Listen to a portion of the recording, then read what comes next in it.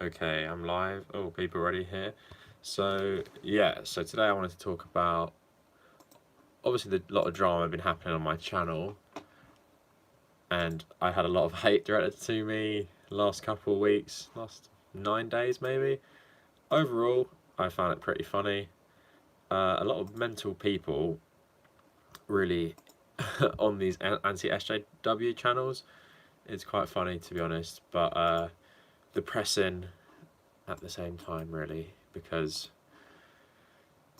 it just shows how one-sided the internet is, that people with this type of content, like basically these two guys, their videos are them watching my video, stopping it every couple seconds, and then reacting to it.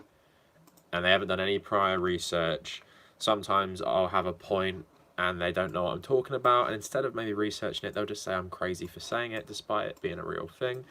So that Sinatra Says guy thought I was crazy for saying that there are Christians in America that love Israel but hate Jews. He thought I was crazy for saying that.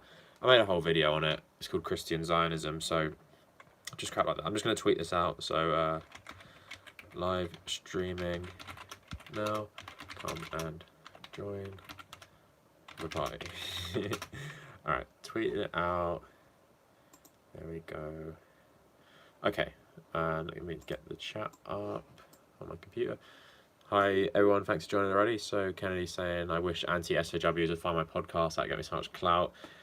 You think it would, but at the same time you gotta wade through a lot of shit before you find the nice comments. But yeah, it's not so bad.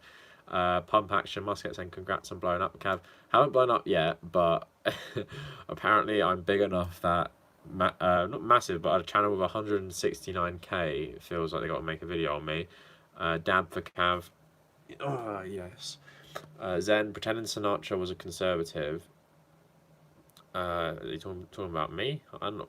I think he is conservative, or right. I haven't researched him enough. He looks like all the general anti-SJW garbage that's going on.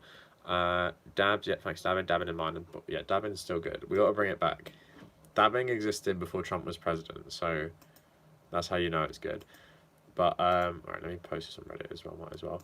But basically, what was I going to say? Also, the thing is, with these channels, apparently one of them's called Dangerfield, and he has like 17k, and he apparently wants to bait me.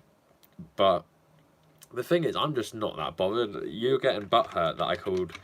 Well, they think I called PewDiePie a Nazi when I didn't. But if they think that, I don't really give a shit, to be honest.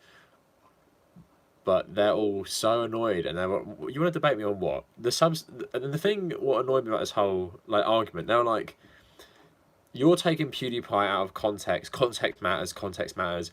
The context does matter. I don't understand why they're not using the context. So to them, I'm taking it out of context by saying it's a dog whistle, right? There's no context there. Without context, what he did was fine, right? So without context, he made a video wearing a shirt with a Georgian cross on it. That's without context. So that would be if I was giving it without context. The context actually is a guy who's made numerous anti-Semitic jokes about the Holocaust and Nazis said he was pulling his donation to a Jewish charity because he had done more research on them, but pretty much looked like he'd done it because his anti-Semitic fans had had a massive backlash against him. And while he was saying this, he was wearing a shirt with a cross that was kind of reminiscent of an iron cross, which is associated with the Nazis. But of course, neo-Nazis will take that as a symbol, even if they know it's a Georgian cross, of him being on their side. That is the context. And that's why I'm right and they're wrong. Because with context, it looks bad. Without context, it's fine. It's like this, for example, they get butthurt about this stupid poster, Man High Castle poster. Without context, it's me with a poster of an anti-fascist TV show in my room. That's without context. With context, it's a poster of an anti-fascist TV show in the room of someone with a YouTube channel who is anti-fascist. So that's it. Without context and with context, it's not bad to have his poster up, and that's the difference of this. But like, you hate being taken out of context. It's a TV show about anti-fascism. That's the context, and without context, it's fine anyway. So I find the argument ridiculous, but with the right wing, it's always disingenuous shit anyway. But yeah, annoying stuff. And what's annoying is their argument is so bad, but they have legions of dumbass fans who think it's amazing, which I just, I get, maybe it's just YouTube skewers it, but I really hope most of the, I guess, Western world, because our views in this stuff are way different from a lot of the rest of the world, but it is not this bad. Attack videos on me.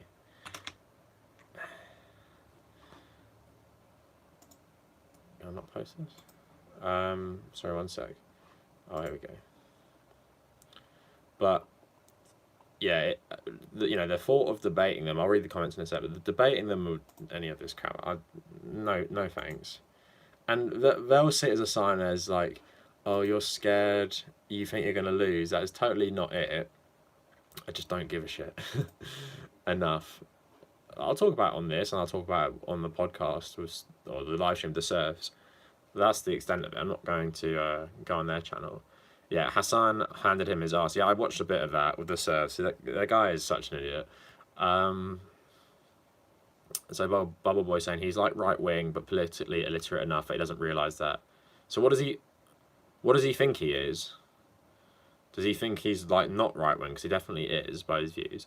So Kennedy's saying debate them, but keep in mind that you're not going to change their minds or their minds of their fans. Online debates can be important because they create viral clips that help spread talking points.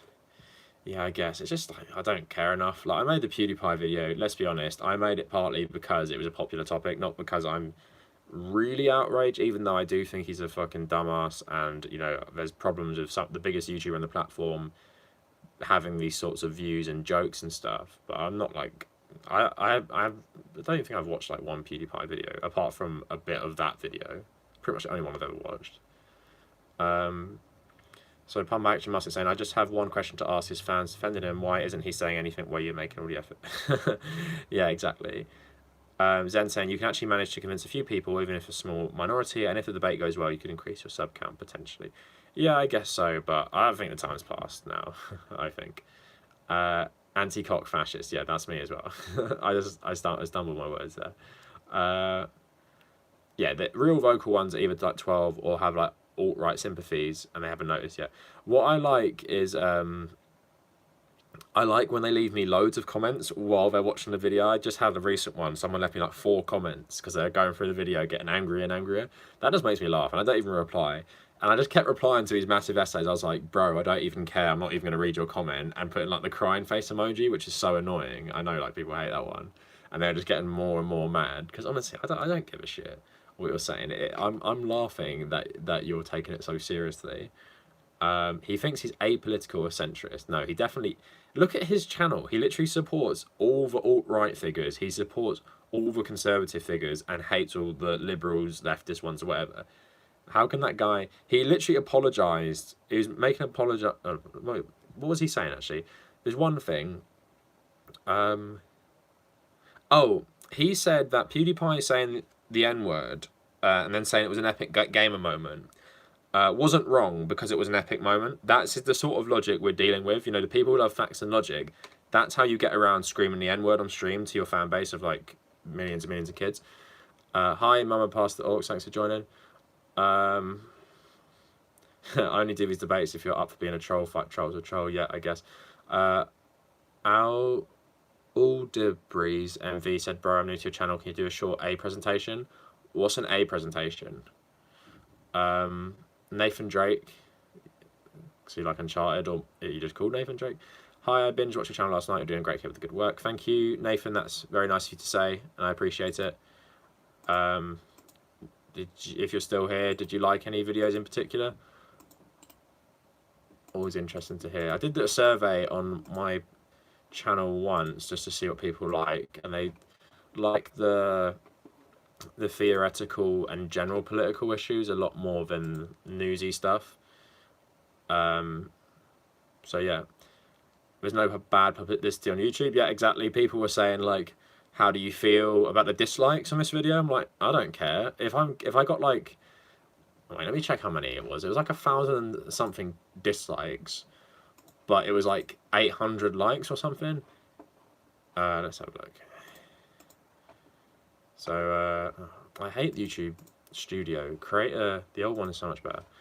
But yeah, it just helps with the algorithm because I've got loads of videos now that people are seeing that haven't been viewed in a couple months and stuff. So yeah, my PewDiePie video, the first one, got 774 likes, so that's good. That's good for me, whatever. And then 1,221 dislikes from right-wing trolls. Yeah, I don't care. Same my Tommy Robinson one. I got 94 likes, 141 dislikes because I've got the trolls coming in.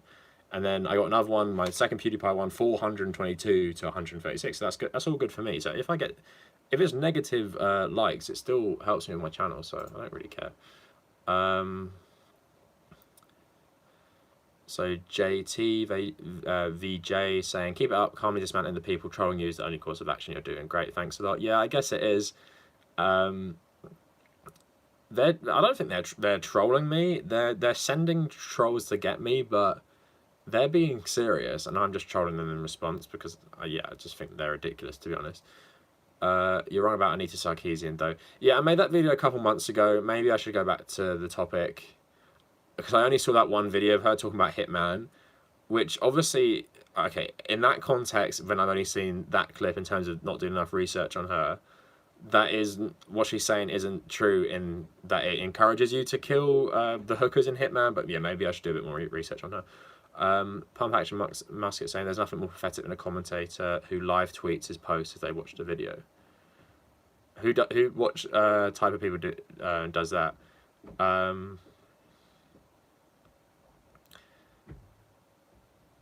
Dislikes still count as engagement. Yeah, that's what I feel.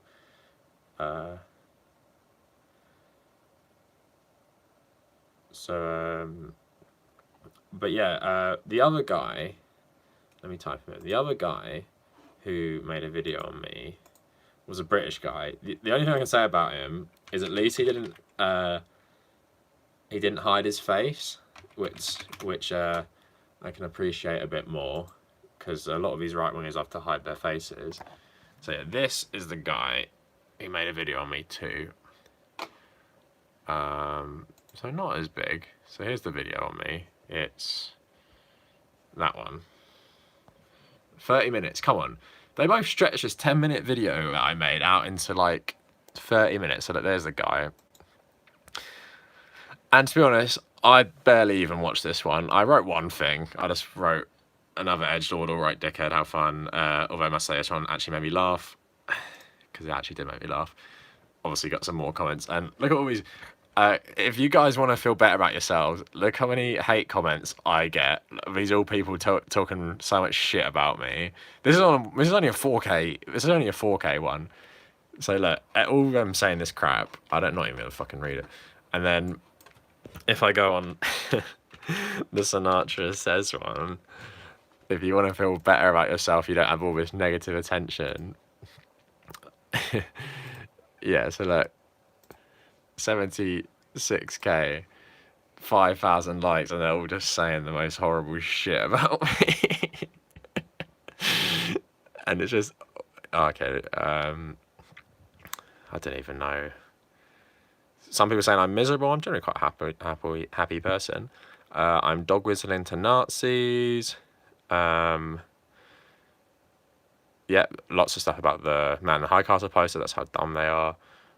We will take Jerusalem, Deus Vult. Isn't that so funny? All these memes that apparently I don't like memes, so I'm not any fun because I don't like racist memes. So yeah, imagine just getting all this shit. And then they all came to my channel as well, because obviously he directed them all to me. But I think he realised what was happening because he deleted the link to the video out of his description. Because on YouTube you can actually get banned for what's the word? Sending brigades over to other channels. So if I go on this one, 14k, and then all this fucking shit. Oh my god, my mind is actually melting from reading all this crap. It's just so, like, blows my mind how many stupid people there are in this world. And for some reason, I replied to a lot of comments with swear words, but they haven't been posted properly, some of them, so I don't know. But yeah, annoying as fuck. Which, yeah, just melting in my brain in general. And here's the stream. So I'm back. But yeah. Sorry, go back to the top. Sorry, I missed the comments.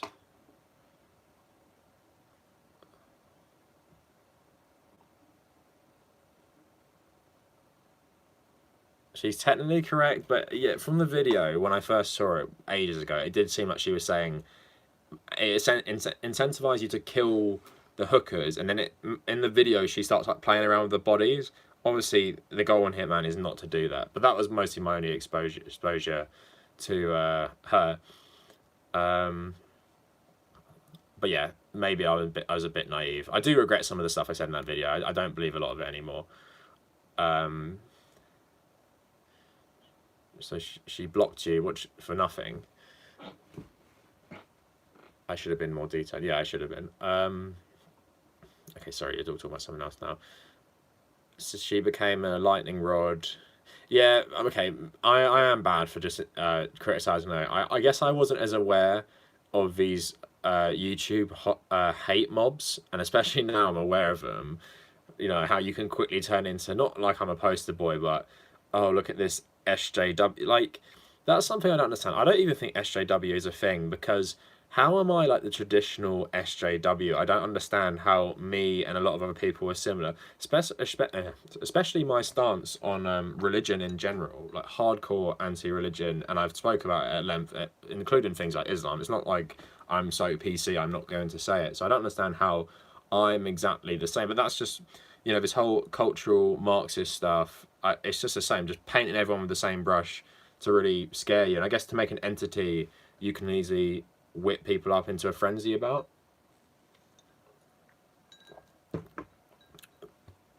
So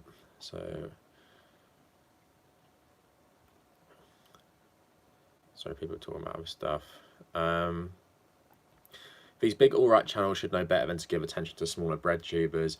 Isn't it like punching up versus punching down, like 169k channel versus a 6k channel, and then you're dogpiling them. Hi Surfs, thanks for joining, for how long you stay. Who's the newest chud to attack Tabernacle? Dangerfield is the guy I just showed. Piece of shit. Another one.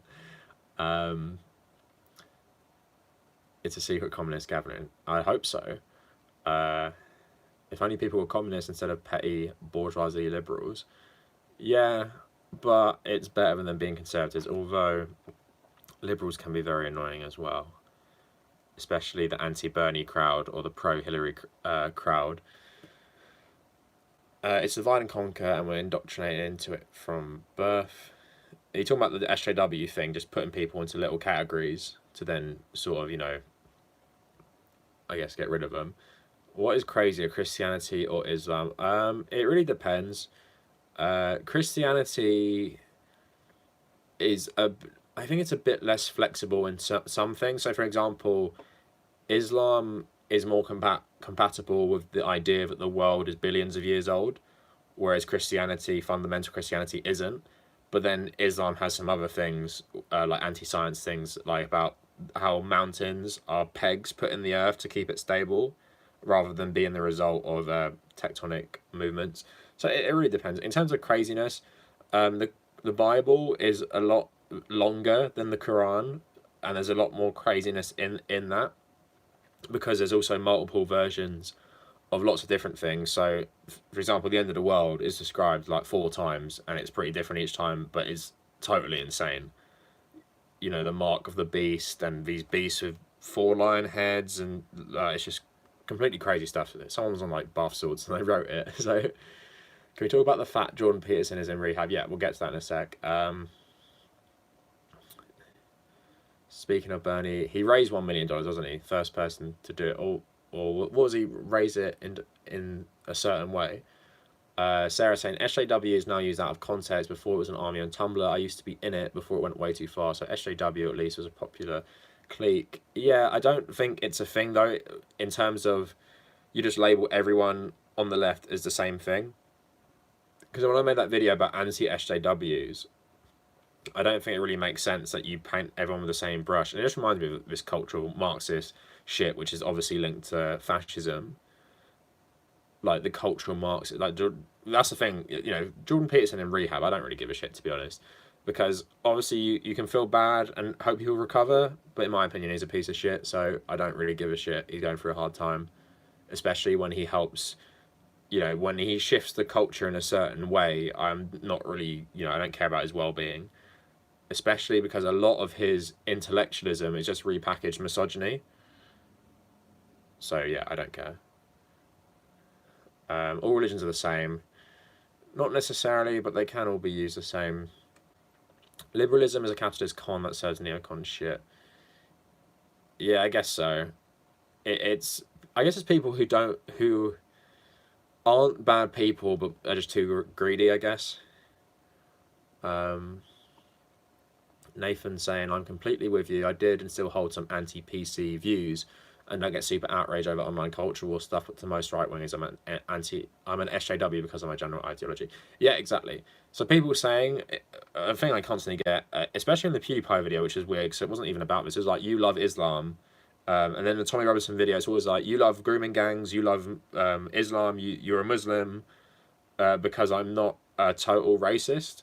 And I've made videos about how I think Tommy Robinson's critique of Islam is totally based in racism. It's not based in actual problems of the theology, especially when you don't want to have nuance, because the UK has a massive has a bigger percentage of its population as of Muslims than the US, which is quite surprising, and it's also nearly more than the US.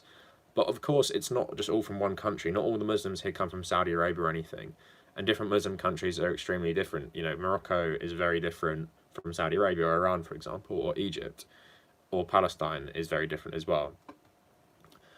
And his whole thing is Islam equals grooming gangs, essentially. So that's why when they come in the comments, I'm like, yeah, of course I'm an atheist. I don't like Islam. I talked about in the video how I got problems with it.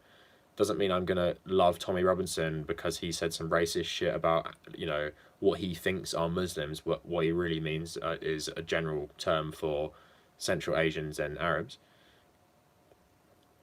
So Surf saying all three monotheistic religions are expansions of the story built upon one another. Yeah, it's an interesting debate. You are right, Surfs. But something that was interesting, I was talking with my Muslim friend, and I was talking about, was it like an evolution, like Christianity then Islam? And she was like, well, it's more that Islam is an extension of Judaism in a lot more ways than Christianity, because although it does take a lot of Christianity and Christian stories like Jesus, Mary, people like that, she says it's a lot more similar to Judaism and the stories about Abraham, rather than focusing too much on the stories of Christianity. And there were some interesting things that they found these Qurans in Yemen, ancient Qurans, that I think it was back before. I think it showed different versions of the Quran where some didn't have bits of Christianity in them, showing that Islam was a lot more in flux than people initially thought, because of course Muslims believe the Quran is the word of God, the literal word of God. It can't be changed, and that is what God wants. But what this Qurans were showing is that people were messing with it and changing what was in it. So people either Muhammad did know about Christianity and Judaism, and that's what inspired him, because he did actually know Christians and Jews because he was a merchant, or that after he died, a lot of that stuff was added in and put in the Quran like 100 years later, and that's why it's so similar. But it's interesting. I love this sort of religious history, which is quite funny, because it's quite funny how a lot of atheists know religion a lot better than religious people, because you either find it interesting or through the research you become an atheist. So Bubble Boy saying SJW is basically like a smear term for a certain group, without engaging with them. Rarely get someone unironically calling themselves SJWs. I think some people have sort of taken it back and reclaimed it, sort of saying, yeah, I am a social justice warrior, what's the problem with that? Yeah, JT saying what I just said, but he said a couple of minutes before, the religious members are hardly reflected by their religion reality, even if they think they are, they're not. Morning, hi Michael. No sympathy for the lobster man, nope. Sorry, it just skipped down. Oh damn it, it skipped by loads. Nathan saying, I once read an illustrated version of the Bible by some famous cartoonist. I can't remember. It's really wild to see all the crazy stuff in the Old Testament graphically drawn. Yeah, Old Testament is so mental. And I think the best way to make more atheists is make them sit down and read the Bible or read the Quran, and then they'll be like, damn, this is some crazy shit. Who are we talking about? Jordan Peterson and Islam and stuff. And Tommy Robinson. Got to have some sympathy for the enemy. I don't, because they're so ignorant in a lot of things. Is it okay to scrutinise supremacist philosophies and commandments found in religious teachings? From what you've generally said, yes. What are you sort of saying, though? Is it kind of like the thing that Tommy Robinson's like, they think we're all infidels and they should kill us or something about Muslims? Something like that extreme. I don't expect any woman to feel for Peterson. I certainly don't. Yeah, and any man who's half decent, I hope doesn't feel anything for Peterson. You just get more views and name recognition and subs. Yeah, exactly. That's, you know, they're boosting my channel at the end of the day. I got 400 new subs in like a week, so yeah, good for me. So Bubble Boy is saying, responding to Wooly, criticise the ideas and institutions rather than focusing on the individual people is my usual rule of thumb. For me, it's more getting into the theology and then linking it to the countries you're describing or the cultures. So if you're talking about child marriage, I think it's better to talk about, if you're talking about Muhammad's child wife and stuff, and obviously a lot of Muslims do actually say she was a child, and it's not as debated as people would think, even though some do debate it. You then say, and this is why you see in the Gulf countries and Iran child marriage happening, rather than being like, every single person who's a Muslim must be somehow sympathetic to paedophilia. Because there's a lot of that shit in the Bible as well, and let's not pretend child marriage wasn't common in Europe or medieval times. You know, old men marrying 12-year-olds, that did happen, but they like to pretend it's something different. The thing with religion is that there is legitimate, you know, lines. So Muhammad being a warlord and ISIS, there is a line there, but there is also a line between God just being extremely violent in the Old Testament and Christian violence at the same time. Destroying, basically committing genocide against the whole earth because they didn't believe in him. That's Noah's Ark, isn't it? What's a neo-socialist, Chol? Belgian Doomer saying, oi mate, greetings from Belgium, keep the faith, solidarity forever. Thank you, and thanks for joining the chat, I appreciate it, appreciate the support as well. Yeah, Kennedy, I talked about that in one of my videos. My dude thinks I put on lipstick to stimulate sexual arousal. He's a clown. Also, if you put on high heels, you definitely want to be harassed at work.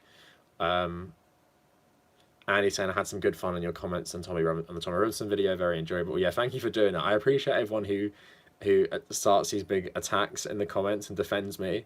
I do sit back and laugh because it does make me happy, because it's so exhausting. Because also, I want to say to the people here, if you've commented on some of my videos lately, I haven't replied, I'm sorry, because I know I'm normally pretty good at replying to all the comments. Basically, I've just been spammed with so many comments, like 2,000 comments over the last week. It just gets buried, and sometimes I'll read my comments and I'll see one of your comments, and I'm like, oh, I'm going to reply to that later. But then when I go back, I have like 100 new comments of just people talking loads of shit, so I forget to do it.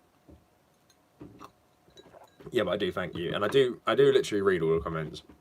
Just sometimes I want to reply later, especially if they're longer ones, but then it just gets buried and I never see it again. JT saying, the best thing to say is probably, speaking of chemical addiction, then go into something positive about JP's situation, but not giving him any fluffy goodness. I don't know, just everything about Jordan Peterson's existence, his whole... I don't know what his self-help stuff is like. I've read some people saying it's actually pretty good and it's helped them. Whether it's good, you know, it's whatever. But if it's helped people, that's fair enough. But his stance on religion, the Nazis, for example, basically, as someone who's an atheist, if I was a religious person, you know, if atheism was a religion, I'd feel pretty insulted how he twists atheism as essentially having no morals and responsible for basically every evil thing that's happened in the last 100 years. So Stalin's Russia and the Nazis are a direct response to atheism, despite the Nazis using Christianity to help, well, to get everyone on board for killing all the Jews. But apparently it's atheists' fault, even though Hitler locked up all the atheists and massacred them. He also killed, what, 20 million Soviets? Marcos saying, don't let your attacks bother you. You're a good guy saying good things. Yeah, Marcos, thanks for that. It doesn't bother me in the personal sense, like I think I'm wrong. It bothers me in the sense that whether you have someone like the Serfs or some progressive leftist channels, whatever, why they're so much smaller than the right-wing ones, and that's what depresses me, especially PewDiePie, this Sinatra Says guy. They think there's something special about them, and they think they're going against the grain, and they think painting everyone as the same thing, and they're different.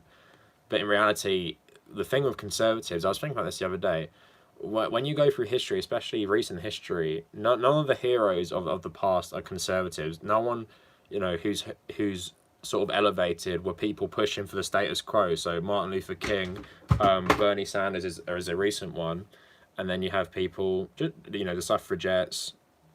Then I guess there's other ones that are more, controversial. Like you have obviously the founding fathers, who I think are glorified a lot more than they should be. But again, a lot of these people were pushing against the status quo. You can't say conservatives are ever doing that. So, and the bad guys are always the conservatives. So I just watched the end of Peaky Blinders tonight. The bad guys in the show are conservatives. The bad guys, apart from weirdly reforming Winston Churchill or just pushing the myth about Winston Churchill again, but the bad guys are the fascists, and the people go along with them. And at the time, it wasn't as clear cut. And when you go past, we know who the bad guys are. It's like we know the Republicans are the bad guys at the moment, but there's this sort of two sides narratives. We know the Conservatives in England are the bad guys. A lot of us do. But in the future, it will nearly be universally acknowledged these people were the bad guys, like it is sort of today. Everyone thinks, for example, people who are against integration were the bad guys. Pretty much. Everyone thinks everyone who was against Harvey Milk and gay rights, they were the bad guys. Well, a lot of people now. I mean, in terms of general society, America's a bit different because you have such fanatical Christians who just hate gay people. And then, of course, like people like Martin Luther King. I made a video about how they become sanitized, but it's still, they become the heroes and the people you remember. I can't really say the same for any conservative people. Maybe there are some conservative people who have had great achievements in other fields, like medicine or something that I'm not as familiar with. But in terms of being like good forces for social change, I can't think of any conservatives who come to mind, really. And I'm trying to think of one. I can't. Stacey saying, Christianity is just as bad. We bomb the shit out of everyone. Look what the US did to Japan. Yeah, I honestly, I'm not really big on saying like Christianity or...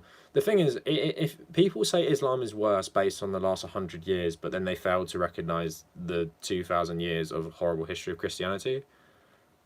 So I never really like this argument. And I think it's impossible when both religions are so, steeped in so much bloodshed. How do you really quantify which is worse?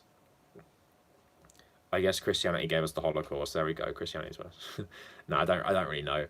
It's just, they're all extremely bloody. Chol, although Islam isn't a race, I made a video on this. It can be a stand-in for people who are racist. Sorry, Stacey. I was just reading your comment and it went away. Christians used to hate Jews too until international capitalism in the 20th century. Yeah, like I was saying earlier, Christians still do hate Jews. They just like Israel because they think it's going to bring about the end of the world. And the only reason Eisenhower and people like that started saying Judeo-Christian is because Israel became part of, the Western collective of states against communism, against Arab socialists, things like that. So Nathan saying, the annoying thing about anti-Islam, I'm not going to try and say that word, polemicists? Sorry, I haven't heard that word before. On the right is that they say that Islam should be reformed but completely shit on liberal Muslims like Sadiq Khan and Linda Su'a. Didn't David Pakman just make a video on her about how bad she is? Can anyone enlighten me? She's the American lady, or is she American Palestinian? I'm not too sure. But yeah, Sadiq Khan is a good guy. And honestly, when you grow up in a modern city, a lot of the times, Muslims or Jews or Christians, they're pretty much they're not, I guess, without religion, but it plays a way smaller role in their lives. Especially being raised Catholic, I swear, if anyone who in the Catholic community that I was a part of was like super religious was still considered weird. It's just something you did and sort of believed in, but it wasn't ever taken seriously. Like no one was waiting until marriage to have sex. No one was following proper Christian teachings. It was just like you go to church once a week, and these are the people you go to school with, because I went Catholic school as well.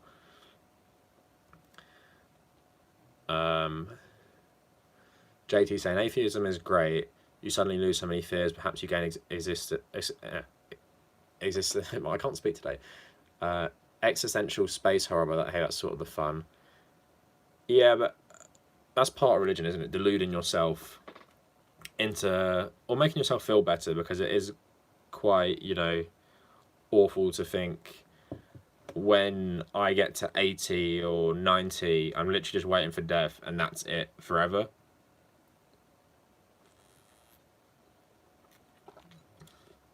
Michael, what do you mean you never see any Tommy Robinson?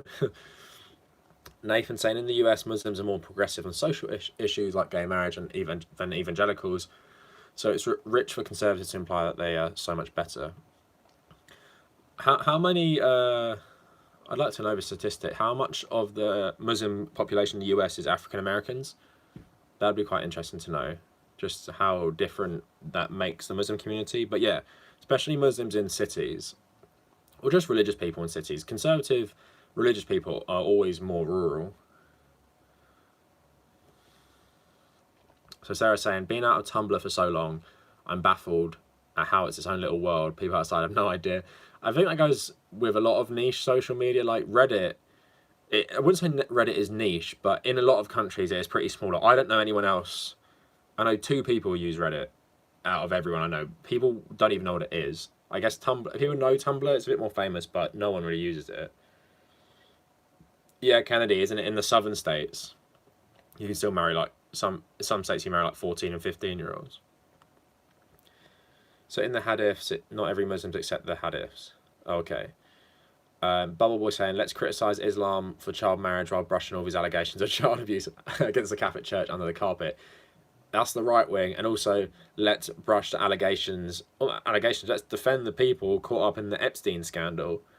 Can you imagine if there was some Muslim billionaire who had, like, I don't know, maybe the Saudi crown prince's son, bin Salman, as part of this horrible paedophile ring? Imagine how crazy people like Tommy Robinson would go. And we have Prince Andrew, who's involved with Epstein, and I don't hear the collective outrage.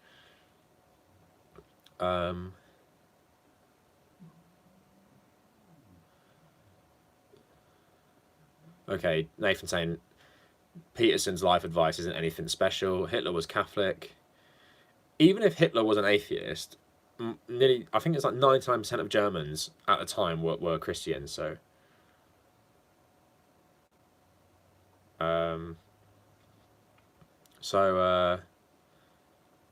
Peterson only gets credit for self-help after his anti-SJW phase. He doesn't stand out normally. Okay. Bubble Boy saying, conservatives use the aesthetic of rebellion and of being rebels while actually pushing the status quo, comfortable and safe ideas to a neutral person, whereas the left has both the aesthetic of rebellion while actually pushing for ideas that challenge the status quo and a neutral person's preconceptions. Yeah, it's like, by using these terms SJW and cultural Marxist, they make it seem like everyone on the left is sort of trying to brainwash everyone else, and we're winning. Like, they're pushing back against us. So I saw that stupid paper, I don't know if the Serfs retweeted it or someone else who's Canadian, about these Canadian right-wing white politicians standing up to the Green movement and pushing more for fracking and things like that. And that's sort of framed as something rebellious to do, pushing for the same policies that have been destroying the planet for the last, I don't know, 200 years of capitalism is some sort of rebellion. It's interesting how they think of themselves like that. They're not giving in to us, and we hate freedom of speech because we're trying to be better humans, and they're just trying to stay as shit as they've always been. Kennedy's saying, all my faves are parading there. I hope my Peterson is I hope Peterson is okay tweets, but I'm like, it's 2019, Peterson, you're not the first to have a pill habit. And I have friends who are shaken through. Yeah, I totally agree.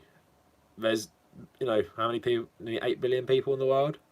If some guy who's actually causing damage to our society has an addiction problem, I don't care. I don't even care Hunter Thompson was like crazy drug addict and he was actually a decent author, so he actually added something.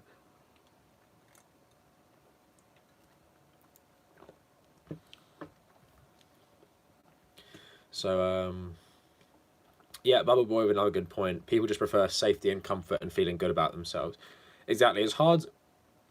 Even for me, I'll tell you from my own perspective. I don't know how many of you watched my video about political evolution, but even me back in the day, when people would talk about, for example, I had a couple of friends who would talk about Palestine all the time, but they really didn't know about it. So it always put me off that issue because I'm like, you're just saying that because you think it's popular to say. You don't actually understand it. And that kind of made me felt like, these people don't actually understand the issues. I can't really be bothered. And I guess that's why I vote Conservative, because I was like, back in the day, if you don't know, I voted for the Tories once when I was 19. And I guess I thought these people are smart and educated and I'll fit in more of them. But it takes you longer to realise how that's the con they use, because they're super insidious and that's how they rope people in to vote against their own interests. Whether voting Conservative or anything is against my own interest, as someone who doesn't have a total independence, I don't live on my own, I don't pay loads of tax or anything, so who knows whether that's my interest at the moment. But of course I feel the interest of humanity is not vote for right-wing millionaires. But I guess I understand them to a degree, but it's sad how a lot of them aren't even decent people to begin with. Like, I was a fine person and I wasn't too dissimilar to how I am now. I just think I was really naive. But it's hard to admit that, especially if you think you're like smart. It's hard to admit you were really wrong, and I think people never do, which is why they stay conservative forever. Kai Zuto Sokudo saying, is there anything that makes males man enough in society, since women can easily perform the same task as men, like being brave? I don't really understand the question. Is there anything that makes males man enough? Could you give me an example? I'm not too sure about that. Bubble Boy saying, the people who say Islam is worse in Ireland when we literally dug up 100 plus a baby tomb next to a Catholic laundry relatively recently. There was another one in Scotland, Catholic orphanage, mass grave of children in the background because the janitor would beat loads of them to death. The thing that depresses me about Ireland, this is why I find it so hard to think about being proud of a nation. So when you read about like the revolutionaries in the 1910s in Ireland, and you're like, wow, it's pretty amazing that they took on the British Empire, and yeah, they did some awful shit in the name of their revolution, but I guess what other options did they have? And you're facing this, the biggest superpower the world's ever seen at that point. But then you think about what Ireland became straight afterwards as this awful country to live in. You had to get permission from the police, the government, and the clergy to have a dance, like a high school dance, but like for adults. You had to get permission. It was so conservative and backwards, and like Bubba was talking about, like mass graves, the Magdalene laundries, just how awful it was. Ireland is one of the only free nations who sent the German people a letter of condolence when Adolf Hitler killed himself. And that says a lot about Ireland, and it goes completely against the sort of message the revolutionaries have pushed him, because obviously there was a civil war afterwards, the message gets fought over. But that's why I've got such a problem with saying I'm proud of being from any country. I know we talk about how countries are bullshit and shit, and what are you really proud of, like some imaginary border drawn on a map. But that's the problem I have. It just gets so distorted, because what Ireland became was so backwards, and it was more backwards than England in so many ways.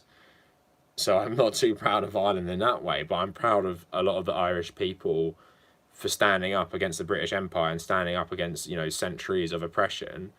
But I'm not proud of what the elite in Ireland eventually made out of the country. I guess it's getting better now, So I'm proud of the young Irish people helping push all this social reform. It happens in a lot of countries. You have the revolution and it's hijacked and changed into something different. Like Iran, for example, the Iranian Revolution wasn't some massive Islamist revolution. It was a massive revolution against the monarchy of loads of different groups. The problem is Khomeini was the first person to speak out against the Shah, and he happened to be a cleric, and he'd been doing it for about 15 years before they finally toppled him. So then he was seen as the father of a new nation because he'd been seen as the original, guy who opposed him. And then the Islamists hijacked the revolution because there's loads of communists in the Iranian Revolution. So it always happens. It's sort of like, the Catholics or the hardline Catholics sort of hijacked Ireland. Yeah, Sarah saying Christianity caused the dark ages and technology in society back 2,000 years.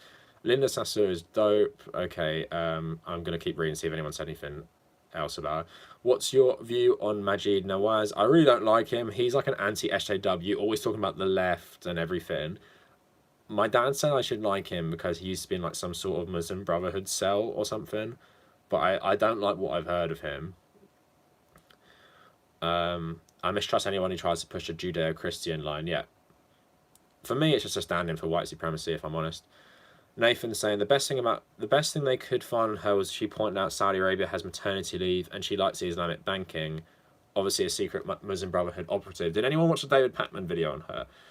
Is she one of those people who says Islam is like feminist because it allowed women to divorce, and before that women were treated awfully, or something like that? I've seen a lot of liberal Muslims talk about that before, which might be one good aspect.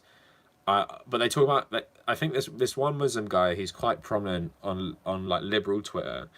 He was saying like, in the 7th century, Islam allowed women to divorce and gave them equal rights. And I was like, okay, I wonder why the suffragettes in 1918 weren't pushing for 7th century style Islamic reforms for women's rights, because it's obviously like revisionist bullshit. I don't think anyone thinks the 7th century Islam was great for women's rights. I wouldn't even say that sort of stuff was great for women's rights back in the day. Women's rights have obviously never been good, but I wouldn't say Islam was some sort of liberation. And there's something I always talk about, the Woman's Bible by an American suffragette in the 1880s. Basically, she goes through the Bible and talks about where there's so much sexist stuff added in just to illustrate that male control is the best. So she talks about, why is Adam and Eve, the story to Adam and Eve, why is it in the Bible twice? And in one story it says that God created them both in his own image, and the other story it says Eve was created from Adam's rib, and God was saying about men having control of a woman. Why is it that both in there? And she's saying the point is to show the male hierarchy, or enforce the male hierarchy essentially. It's a really interesting book, but she got kicked out of the suffragette movement because she was communist in the end, and a lot of it was Republican women who thought women's role was at home, but they just thought they should be able to vote. Which is something you don't really think about, like infighting the suffragettes. You kind of just think it's this blanket movement, but it is interesting. JT saying, I felt odd not knowing that black people could even be Muslim until age of 28 a few years ago. I'm not surprised they didn't mention it alongside Malcolm X, of course. I actually really respect the decision of a lot of African Americans to stop being Christian, and I really like the logic behind being Muslim. Like, I super respect it. It's so cool to me, just being like, Christianity was used to enslave us and keep us enslaved. Let's reject it and choose our own religion that says slavery is illegal in clear terms, because the Bible endorses slavery in clear terms. And that's why a lot of people on the Confederate side who were in the clergy, even though they didn't like slavery personally, they thought God's law was above nation's law. So that's why they chose to join the Confederates. Obviously, what happens a lot of the time in Islam, and what used to happen back in the day, is although it does say slavery is illegal, what Muslims used to do, especially Bahraini slave trade, they used to say, well, enslaving other Muslims is illegal, but not enslaving non-Muslims, so that's why they enslaved non-Muslims. But still, interesting with the Nation of Islam and Malcolm X. I do really respect it in a lot of ways. Nathan saying the one Reddit person I met in real life was a living embodiment of a Redditor stereotype. That's funny. What is the stereotype?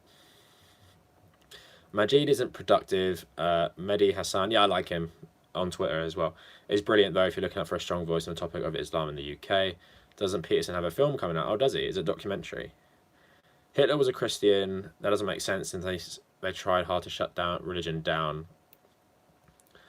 Well, he probably was a Christian, but the Nazis used Christianity to get everyone on board with the Holocaust. I'm probably sure they were skeptical of the power of Christianity to sway people against the Nazis, but they did use it to help with their agenda.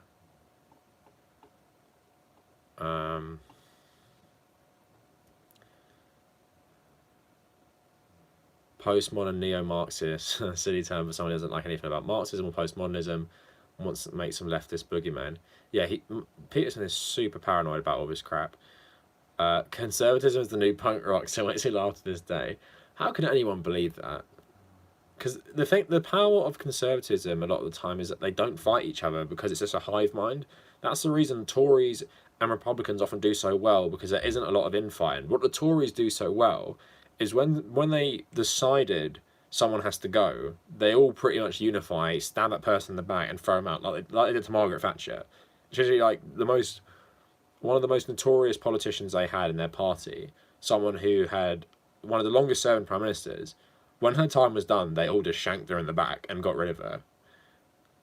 And I feel like the Republicans do that in the same. But they're all uniting around Trump, or I guess uniting is not the best word in terms of they're not speaking out against Trump at the moment.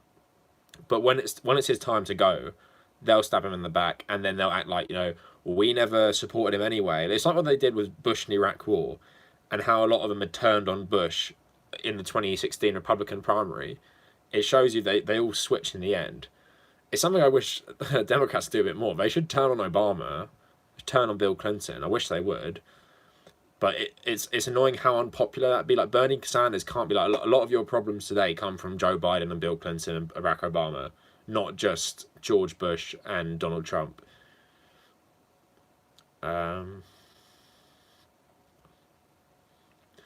In Man the High Castle, every PewDiePie shows, every PewDiePie fan's most hated show. What happens is they actually do get rid of religion. They ban all religion, and like Bubble Boy is saying, they make it about there's these churches you go to, but you just talk about Nazism. It's pretty interesting. Kennedy saying, admitting I was dumb as shit and completely brainwashed was so liberating after being convinced I was smart my whole life of parroting boomer propaganda. Yeah, it's hard for anyone, but just be thankful you did it. That's what I think. But it's depressing how hard it is, because I wish more people would do it. Bubble Boy saying, because you brought up thinking you're smart, make it hard to admit you're wrong. A study from ages ago found that more intelligent people are more likely to fall for scams. I guess that's true in terms of, I don't know, in terms of scams. But I can totally get someone never wanting to admit they're wrong to keep the, I don't know, self-belief that they are smart.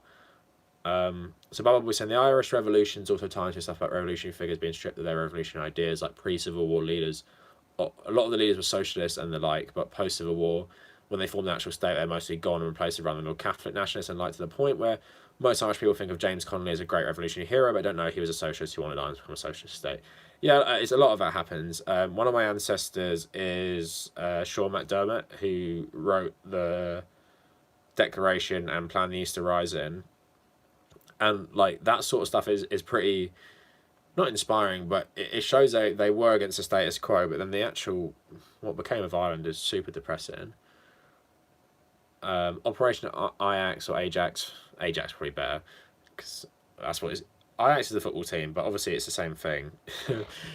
Fucked Iran, it was the CIA's fault, and now they still have problems with Iran. Is Operation Ajax the Mossadegh stuff? Ireland bans settler Israeli products, forward thinking and brave. Yeah, Ireland is turning it around a lot lately.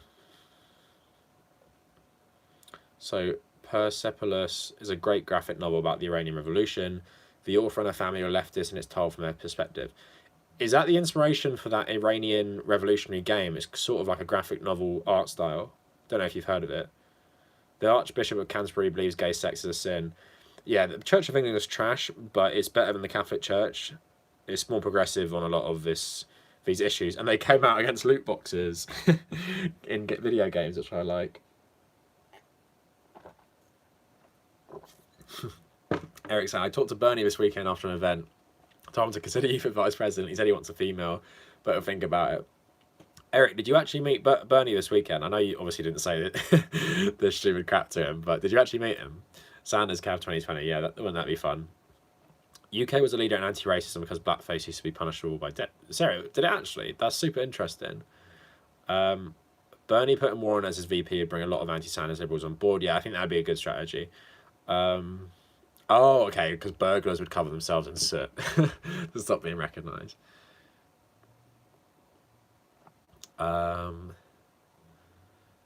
A lot of Clinton supporters have got behind Warren. I think a lot of Clinton supporters just want a woman president. They actually don't care about the policies.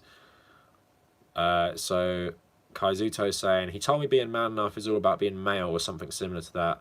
When I kept talking about nothing really makes me male man enough, just general, as he said, I complicated it. But I guess this plays into the image of toxic masculinity. I guess you could say there are some male traits that come through a lot more because of like testosterone and like obviously animal instinct about competing with each other to like impregnate women. I guess there is some natural element of competition in men a bit more than women. Things like that, but I wouldn't say it makes you a man to be competitive. I think a lot of the notion of masculinity is bullshit.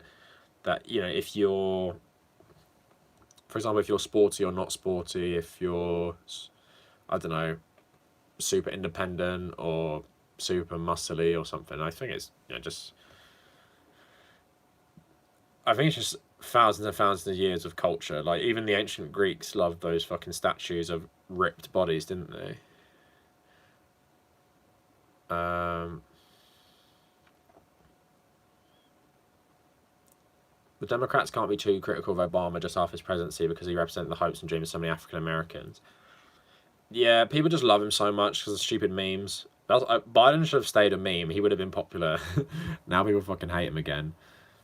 Sarah saying, I was raised being told I was smart and I hated being wrong, so I just kept learning and making sure I was always right. This way, if I ever on the rare off chance I'm wrong, I won't be wrong again. That's a good philosophy to have.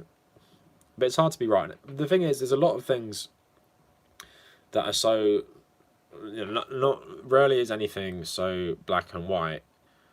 And I think people often don't take in the nuance to a lot of stuff.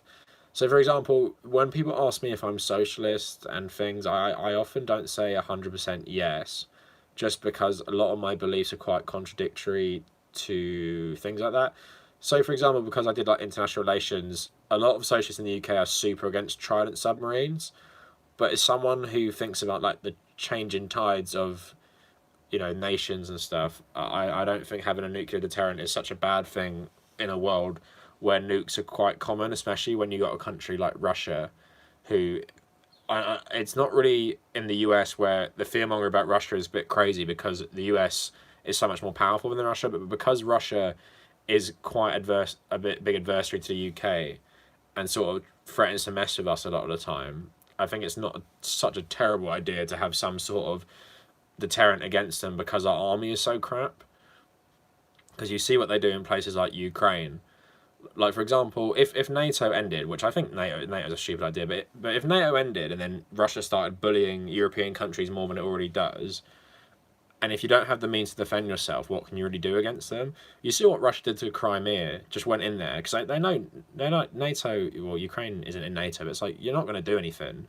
We'll literally take this territory for ourselves, and we know you're not going to do anything, because you're not going to risk war with the third biggest military superpower, are you? So I think that's the problem a lot of the time. Obviously, Russia would never do that to the UK if it has Trident submarines. Or it wouldn't do it to Ukraine if it had nuclear weapons, you know what I mean? So that's where I sort of disagree sometimes with these things, because it's way more complicated. Like, you can take it on a surface level that, yes, nuclear weapons are bad. I don't like nuclear weapons. I don't think anyone should have them. But at the same time, when one country makes a decision, the rest of the world are not going to follow suit, especially a small country like UK. If you're a country that has a bit of a safety net, like I think Canada is pretty safe in terms of it can try these things because its influence on the world doesn't matter as much. Not saying the UK is that different, but it's because our proximity to, I guess, or maybe just where we are in the world is a bit different in terms of our economy and who we're controlled by. But I feel like a lot of countries have some leeway, and I think the UK does have some leeway. For example, Bernie Sanders can't really get rid of all America's nuclear weapons. You know what I mean? It's just not happening, and he'd never do it, and it's not really, maybe not the best decision anyway. Or he couldn't get rid of America's army either. But with someone like the UK, you can try that a lot more, policies like that. But at the same time, I still don't think we should get rid of nuclear weapons, which I know a lot of people disagree with, because why spend billions on this? But I think for future sort of security, it's not a bad thing, because obviously before World War One, we had an arms race of Germany making dreadnoughts. But essentially what saved us in World War Two is that the Royal Navy was still so good, and Germany couldn't invade Britain because they had the Navy and the Air Force, and the Navy was just they could not attempt a sea invasion of the UK because the Royal Navy was so good. So that's why they tried to take out the Air Force so they could try an air invasion. So when I think about stuff like that, that's when I really become a bit of a hypocrite. Yeah, because obviously spending billions on something you're never going to use, on the surface, seems like such an easy decision, doesn't it? But everything, I think, is a bit more nuanced sometimes. So Kennedy's saying, as soon as Harris tanked, they all flocked to Warren, and they've been pulling her to the right. It sucks. Yeah, all this love for Warren seems misplaced, because, you never really saw it before. Eric saying, I met Bernie like 14 times. I used to work for his campaign on the communications team. Bernie knows my name. Oh, that's super cool. And seriously told me I had a perfect running mate for him. And I seriously told him I had a perfect running mate for him. And we'd have to sneak you into the country. He laughed. You didn't mention... You just said you had one, and then you were vague about it. But that is really funny, Eric. It's cool you knows you. That's pretty sick. Did you worked for him in 2016, was it, as well? The only thing Biden did right was tearing Paul Ryan a new one. That was funny. I always laugh at Cenk's coverage of that from TYT. Charles saying, if slavery is illegal under Islam, I explain the Arab slave trade. This comment was 12 minutes ago, so I think I did explain this.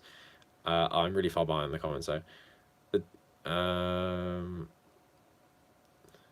I was debating someone whether Roman slavery was worse than slavery in America. I guess Roman slavery was worse in a way because everyone could be a slave, but also it wasn't based on race or religion, so it wasn't as much you deserve to be enslaved because Christianity says, and you could be freed, and the stigma wasn't forever in terms of the stigma of racism is still around today. Cav is a tanky. Isn't a tanky like a Stalinist apologist or Maoist apologist? Logan saying, congrats on being attacked by bigger channels. Must be giving you a hell of a view boost. Yeah, the views this month I think have been my best ever. I'm very wrong about Russia and Crimea. Yeah, but Andy, do you actually believe that 92% voted to rejoin Russia? Do you actually believe that's legit when Russia are involved? Isn't that like similar numbers to the people who vote for Putin?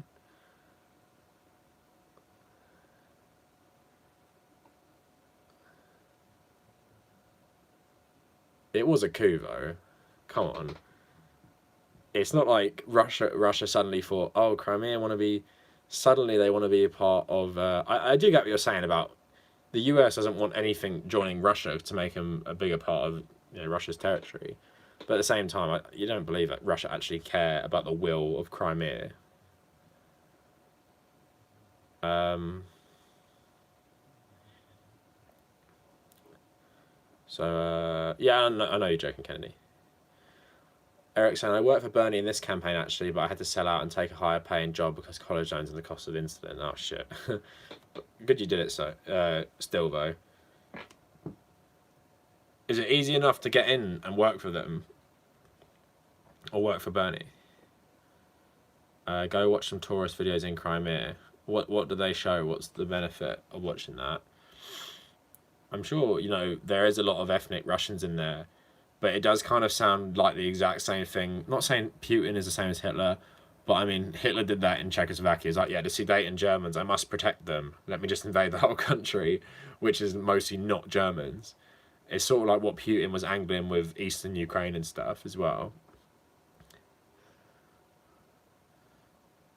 I personally think Roman slavery was worse because it was easier to become a slave. Yeah, but Andy, come on. Those Ukrainian guerrillas that were pro-Russia, that was orchestrated by Russia. Have you seen that video of them talking when they shot down that airliner? Where the hell are they getting anti-aircraft missiles? They didn't just nick it from the Ukrainian army. Russia so bankrolled that.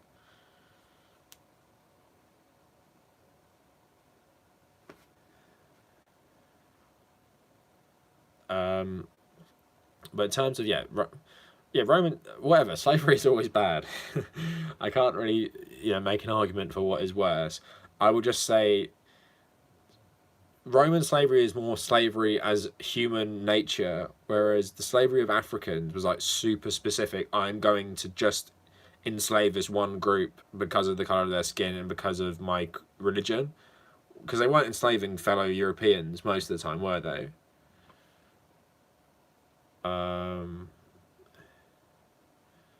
It's extremely selective to join the Bernie campaign, especially here in Iowa, because it's an important state in the primaries. The interview process for my position lasted 3 months. Oh, damn. Was it like just doing massive background checks? It's cool you get to say it, especially if he wins. You can say you're a part of the campaign team. One thing I don't get about American politics, why are you so over the top? Like, did anyone see that Amy Klobuchar video of them dancing? What the hell is that all about? That is absolutely mental. If I was working for a campaign and that happened, I would just like walk away. I'd be like, what the fuck is going on right now? It's just so... Americans are so over the top. Even these Trump rallies or any rallies, what is wrong with Americans? Why are they so excited? It's just so mental to me. Oh, I have 11 spam comments in my folder. I approve most of them. Oh shit, one's a spam and a link. Calling me a dumbass. I'll just block this guy. There we go. Sorry, get back to the comments. So JT saying, worse or better relative terms, worse for what or better for what? They had different effects on culture and races, those different slaveries of Rome and the US. Yeah, it's really like a hard one to analyse. If I worked for Amy Klobuchar in general, I'd walk away. But yeah, American politics is so weird. Yeah, it definitely is. It's Andrew Yang's right when he says it's just so like manufactured and all these things, because it's just like it is like a movie, and it's so polished. It just goes on forever. It's exhausting. Is it meant to burn people out like hate in politics?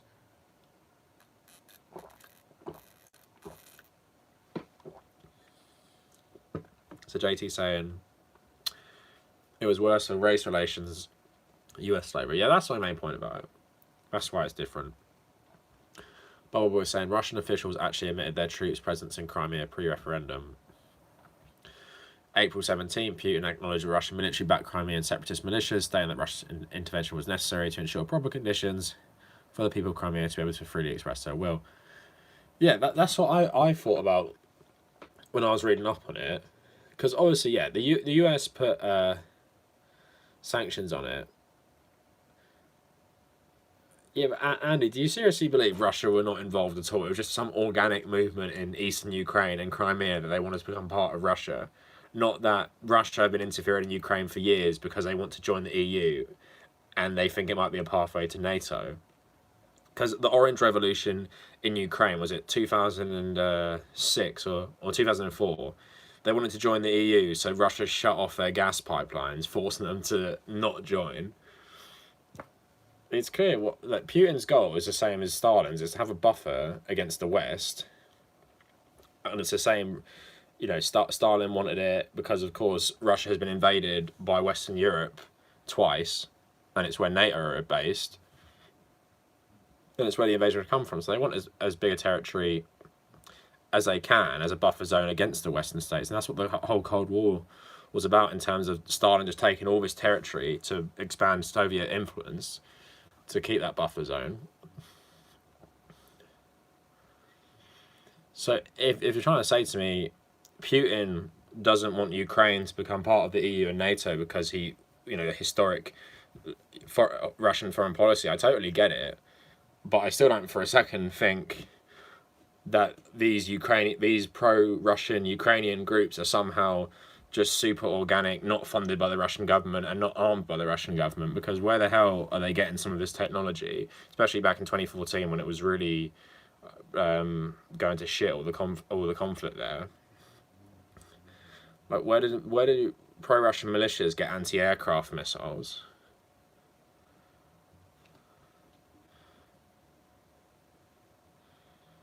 The corporate media controls the narratives here. There's no support for progressive mainstream. Corporate media is the dominant one across the world, really. The UK is pretty bad, but okay, the UK makes America makes the UK look good, but the media here generally supports conservatives. Russia would have been impacted by the trade deal Ukraine had with them, a bit like the Brexit border. Yeah, I'm not disagreeing that Russia just did it for the sake of it, and I'm not saying it's like Hitler or something. Like, I understand it in the context of Russian foreign policy. I'm not saying Russia did shoot down the plane, but I just find it hard to believe that these militias are so well equipped without Russia having any connection to them. Because I've heard the people who shot down the plane speak about it. There's an audio recording of it. You can listen to it. But yeah, I totally get why Russia don't want Ukraine to join NATO or the EU. It makes sense to me. But at the same time, they're obviously meddling in Ukraine to get their own agenda, the same way they meddle in all these places. And and if you're trying to make the point that it can be pretty hypocritical for the US to slap sanctions on Russia for doing that, when the US literally do that to every single country that always threatens them, then yeah, I get your point too. But in terms of the context of this, I just don't believe Russia are somehow innocent, and this Ukrainian separatist movement is somehow organic and not totally bankrolled by Russia. Bankrolled in terms of, I understand that there probably is some pro-Russian sentiment. Of course, maybe I need to research about how much they love Russia.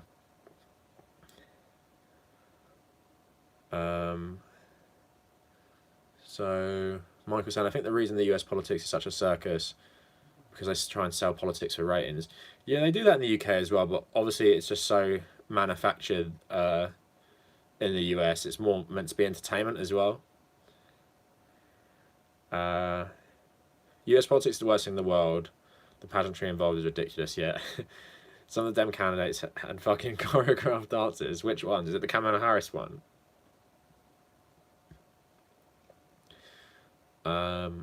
Kennedy's saying, can we all agree that it would be dope if Russia was still communist? I guess if Russia was still communist, but not the USSR, because the USSR had literally just exploited the other countries to make Russia better.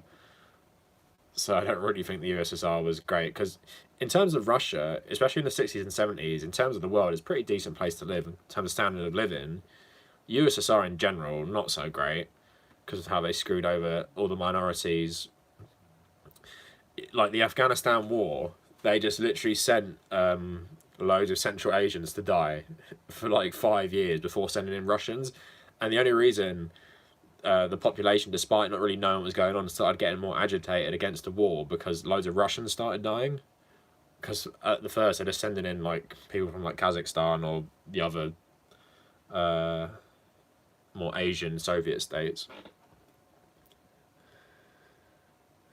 So if you're talking about 60s Russia in the Soviet Union era wasn't technically that bad, apart from freedom of speech, gulags and shit like that. But maybe a bit more overblown. I don't know if anyone watches The Americans. It's quite an interesting show for thinking about how much Russians like the Soviet Union or didn't. So Charles saying the term slave has its origins in the word Slav. The Slavs were taken as slaves by Muslims during the 9th century. Well, the Mamluks who took over Egypt were Russian slaves sold by the Venetians to the Arabs in Egypt, and then what they used to do, I don't really understand why they did this. It's the same as the Ottomans used to put the Greeks. They used to kidnap Greek boys and then put them into the Janissaries, and it formed the Ottomans like elite guard. It's really strange getting a minority. I guess maybe you're trying to make them feel isolated from the rest of the population, so their loyalty is to the elite. But they did the same with in Egypt. Just put all the Russians in the army. But then, of course, what happens is when they all control the army, they basically have all the power, so they just overthrew the Arabs. I think it's the Mamluks were the ones to stop the Mongols. First army to stop their conquest, which is interesting. Yeah, I love history if you didn't know. Nicholas saying, I feel like we are trapped in America with how much corporate media has brainwashed so many people to support neoliberals and corporatists. All right, Andy, thanks for the discussion. Thanks for joining as well. Have a good sleep. We'll talk about Ukraine next time. We'll have the Ukraine debate, me and Bubble Boy and Andy. Yeah, well, I talked about this in my video saying about, do Americans have a choice about who they vote for? Really, most of them, you grow up in a certain area, you listen to a certain radio station, you watch a certain TV show. Do you really have a choice about your opinions? 'Cause we talk about state propaganda in places like Soviet Union, North Korea. Is it really so much better, apart from maybe you have a little bit of choice of who you watch, but they have such a monopoly on the news? Your choice is either CNN, MSNBC, Fox News. They're the main ones. Then you have some other ones like, what is it? C-SPAN for the government. PBS is meant to be more neutral, but it's not as popular as the other ones. So, and why does someone start a news organisation? Why does someone start a newspaper? It's obviously to push a certain agenda. You might get someone, once in a million who maybe cares about the news and facts, but it's normally to, convince people to think a certain way, which is, I guess, different than a YouTube channel in terms of I'm giving my opinion, and sometimes it is based in facts a lot of the time, but I guess my goal isn't to, make you think a certain way. It's really just get my own views out there, and you can watch it and agree and disagree. Whereas news is a bit more like it's presenting a certain narrative that is the truth. I think that's the problem. So, Charles saying more whites are brought as slaves to North Africa than blacks brought as slaves to the United States. White slaves still being brought into the Ottoman Empire decades after black slaves are being freed. Yeah, that's a fair enough point. But the thing is, with the Ottoman slavery, it wasn't as racially charged, I guess. It was more like a general slavery, more like in the vein of Roman slavery. So, Red Leader Antilli is saying, I guess they indoctrinate them by giving them privilege of being as loyal as possible. So if they serve their leaders, they get power and safety. If they don't, they die. It weeds out dissent. I guess that's why the later Janissaries ended up being majorly powerful lineages for generations. So I guess yeah, I guess that's true. It is an interesting tactic, though. Just use ethnic minorities as your elite loyal guards. Sinclair broadcasting are the most insidious and pushing their beliefs. Yeah, that stuff's crazy, but they're all reading from a script and it's the same crap all the time. But it's scary how... That's why it's often very depressing that this fake news stuff is, really believed by the Nazis, because I think a lot of us from, our certain beliefs, we see it as, yes, the news is super biased and it will construct a certain narrative. It's not going to outright lie to you on every single thing. if it's just reporting on like a news conference or a football game, it's not going to make it up. But a lot of right wingers just believe every single thing it ever says is a lie, because it's trying to brainwash you in a certain way, which is, the way of thinking is not totally flawed, but their view of it is then they turn to people like Stephen Crowder, Dave Rubin, and people who are totally bankrolled by the same people who own the newspapers and own the news channels. So it doesn't really make too much sense, like, but you know, they're pretty stupid, a lot of them, so it's a strange one. So Charles saying, yeah, but Chol, what did they use the Quran to say we must enslave Eastern Europeans? Like Christians use the Bible to say we must enslave Africans. Do you, Nicholas, do you have any suggestions of how to get older people to move away from watching MSNBC and move toward independent media? Honestly, I don't have too many suggestions, but I guess something like Democracy Now!, TYT, David Pakman, something that's more, I guess, less radical, or less obviously radical, and more professional, like how TYT and Democracy Now! Is like pretty much a news show anyway, is better than someone like, I don't know, who's more controversial, I guess, is probably the best way to get it done. Yeah, so Kennedy just recommended Majority Report as well. So yeah, stuff like that is all well and good. I honestly don't have too much more. I don't really have experience in converting older people through recommendations and the like.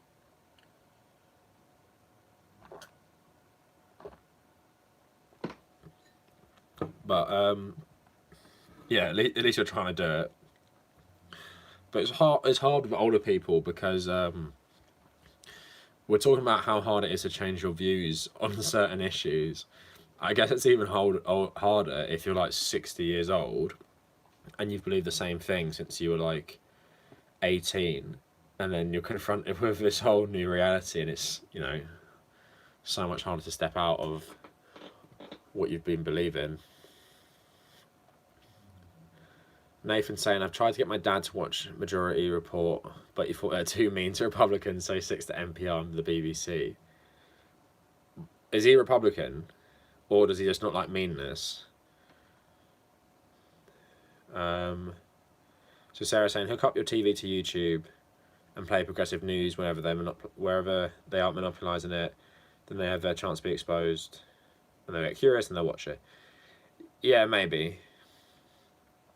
Nathan, so your dad is just super centrist then if he cares about people being mean to Republicans.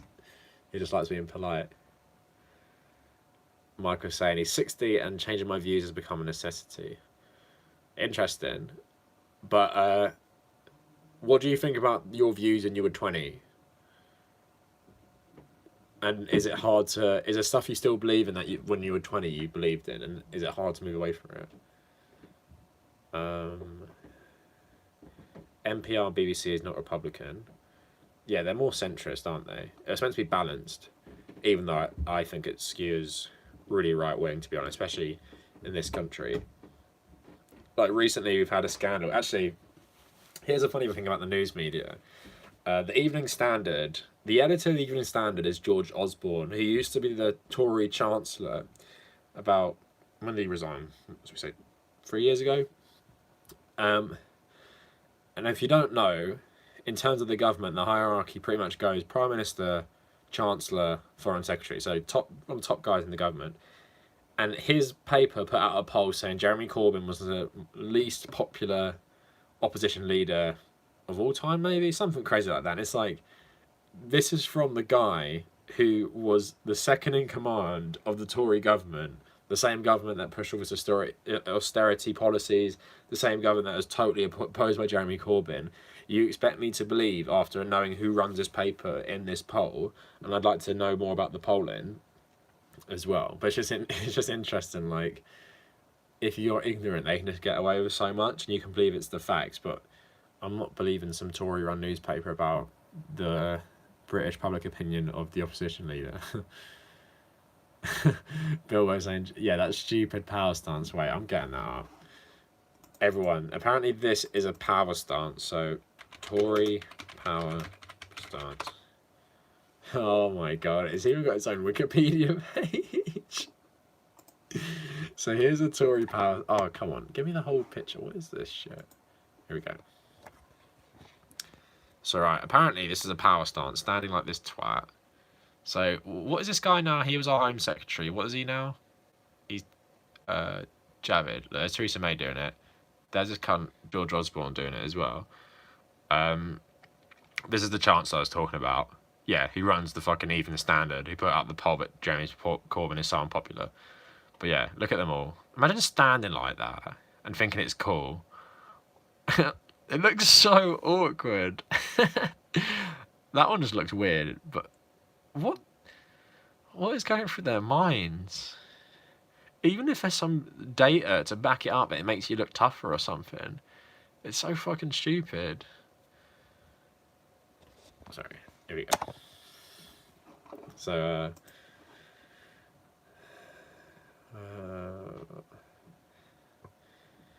I suspect the BBC skews in favour of the right because of the rights are the ones in power. Well, the rights are the right wing are the people who run the BBC.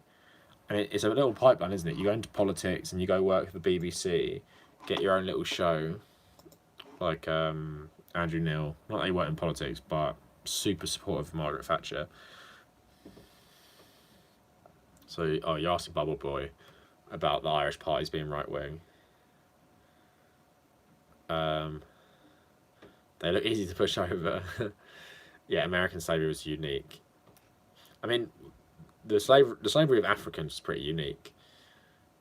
It's Bubble Boy saying Irish people are socially progressive. Those have just been our main two parties since the formation of the country, and one of them has always been in power. The Republic. What are Sinn Féin? Are they? What would you say they are? Would you say it's more leftist than the two parties in power, or the two, more powerful parties? Because I know Sinn Féin are not very popular in the Republic. Obviously, very popular in Northern Ireland. Until he's saying most nations do not need civil wars to end their slavery. Plus, the South doubled down after the Haitian Revolution and made things even worse. Yeah, I think that says everything about America in a lot of ways.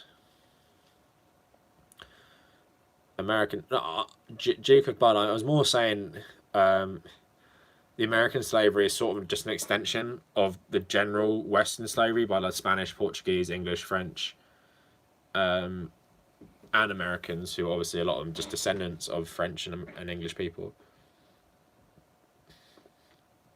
Nicholas saying he wants to move his dad away from being neoliberal because he likes Clinton a lot. Yeah, well, at least he's not like a Trump supporter, I guess. But I guess if you want him to move away from being neoliberal, I think TYT is a good one as well, like a really good one, and it's pretty entertaining as well. Finn Gao and Fianna Fáil are like centre right.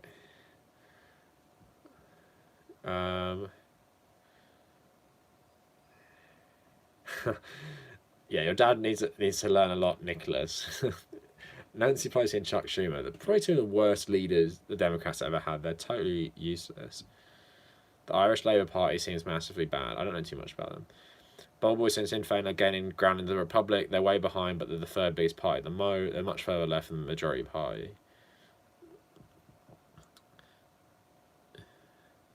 What would increase their support more? If Ireland's unified, are they just going to die out? Britain always had a civil war with slavery. British workers in the Midlands supported slavery. They supported it because of the cotton industry, didn't they? Nathan saying he did a similar arc to me, getting into progressive politics via TYT. Yeah, nice. The thing is, I watch TYT all the time when I voted Conservative. I guess because it's focused on American issues. I supported Bernie Sanders when I voted Conservative. How fucked is that? I was so deluded. So they're like social democrats at best. They're also people before profit who are full on Socialist Party, also gaining ground in urban areas. Oh, nice.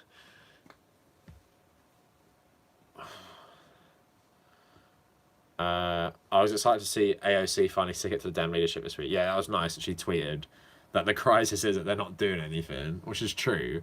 How can you just let Trump get away with everything? Yeah, fair enough, the Senate is controlled by Mitch McConnell.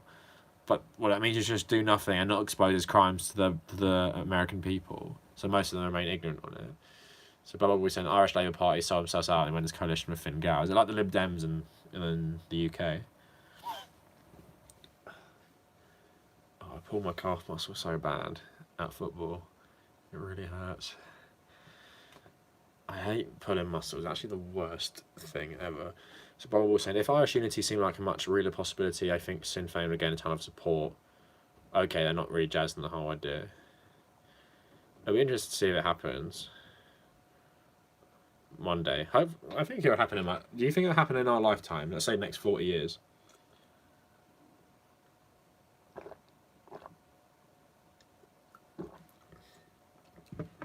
Sports are good, Kennedy. You'd like Liverpool and Celtic. They're really socialist football clubs. Yeah, it's interesting. American sports are so different to British sports, especially British football, where politics are pretty linked. Or Spanish football is super interesting because you have the Civil War stuff still lasts with the rivalry between Barcelona and Real Madrid, because Madrid is obviously the home of the fascists and Barcelona is the home of the socialists. So that you still get like socialist slogans during El Clasico, which is when Madrid and Barcelona play each other. So football is good for politics sometimes. So it seems like Chole's trying to defend America's slavery to make a narrative against reparations. I don't know. Chol has some weird takes. He just likes giving his opinion and some random facts. That's what Chol's always done. He's a kid. Chol's a little kid. No, he's not. I think Chol, you're at uni, I think? You're 19. I think you said to me. But you chat a lot of shit, Chol. That's how I don't always know. Oh, okay. Bernie's passed 1 million individual donors. That's what it was. Not $1 million. That's not even much. Yeah, that's good. Like, it's crazy people like MSNBC still lead him out of his top people in the polls. Bill Maher saying that he wants Amy Klobuchar as like some sort of compromise. Nutcase. What has happened to him? Why has he gone like... I never thought he was great, but how's he gone like super crazy? Why does anyone like him? He's crap. But I'm hopeful for Bernie, but when I see all this stuff and how everything's so against him, I don't know. It seems hard to imagine him winning, but hopefully he does. And someone's saying Bernie and Warren together, that's a winning ticket right there, because as everyone's saying about the polls and liberals flocking to Warren, I think that's super interesting. So I think that would be a good strategy. And I know people wouldn't necessarily like it, but at the same time, I think it is a winning strategy to have her. Oh, also, here we go. I'm ready for this now. I'm hyped for this. This is my video this week. Tulsi is garbage. I do not care anymore. Her tweeting about Modi today and talking about aloha and namaste and all this shit. This is the final straw. I've had people on this stream defend her and saying how the media have taken her relationship with Modi out of context and how it's because she's a Hindu and everything. But the thing is, what Modi represents is legit fascism. It's not even me just not understanding India or something. His party literally believe if you help Muslims in Pakistan, you are a race traitor. They're occupying Kashmir. They're trying to stir up all that shit. The Indian security forces, there's a report that came out of how badly they have tortured Muslims. Modi is directly responsible for an increase in lynchings of Muslims because of his policies on protecting cow, and obviously Muslims eat beef. And she's saying that they should work together for namaste and aloha and peace, basically. And like I've always said, she's not the president. She does not have to have a relationship with him. And do you think... I like to use a comparison, not because of necessarily the religious connection, but Bernie Sanders is a Jew, right? And he does not love Netanyahu, and that's not an excuse for her being a Hindu and him being a Hindu. Modi, in my opinion... Actually, I'm trying to weigh this up. Who's worse, Netanyahu or Modi? I think they're both cut from the same cloth, to be honest. Very, very similar. okay, I'm just gonna say they're equally bad because I'm.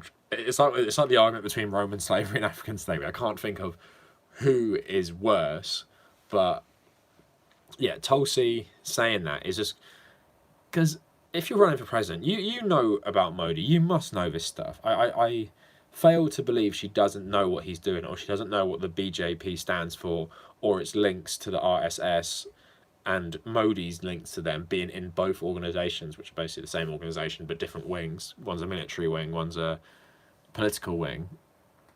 So I find it absolutely mental, especially after what's going on with Kashmir and Pakistan in the last year. And for someone in the Democratic Party to support that, can you imagine Bernie Sanders being like, let's work with Netanyahu for peace, when he's been so provocative to the Palestinians? That is it. You wouldn't be able to believe it, would you? Think of any other Democratic candidate saying that about Netanyahu.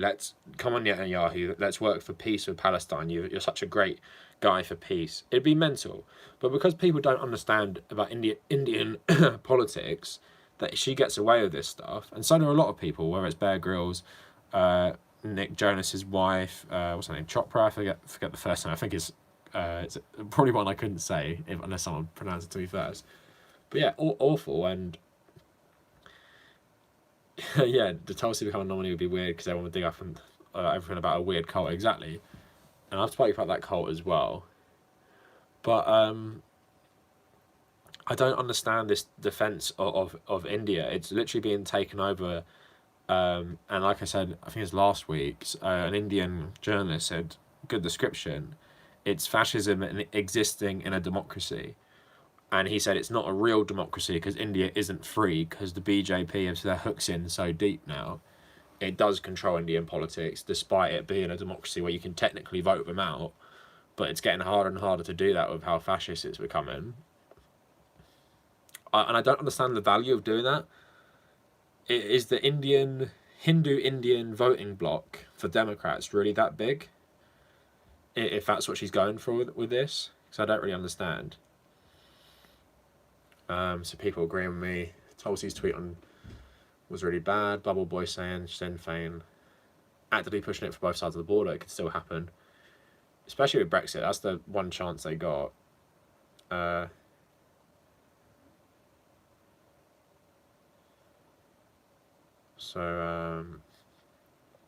Tilly's saying Liberals are so willing to defend complacency with Israel. Yeah, I agree with that. Kennedy saying Nico House has been openly defending Indian fascism lately too, but we're not Liberals, and Tulsi isn't supposed to be either. She bills herself as a progressive.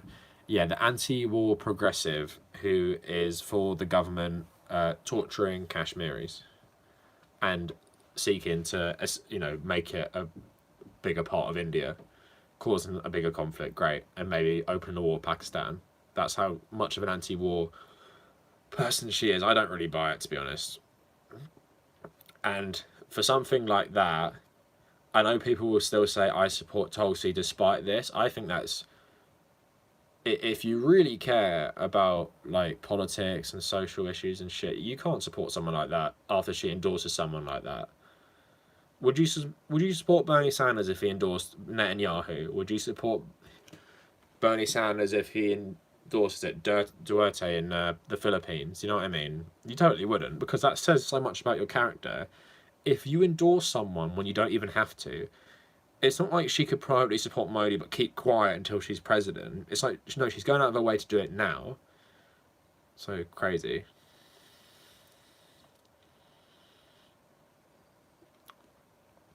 Nathan, yeah, I get your point. Some Western progressives seem to think that non-white countries could do no wrong.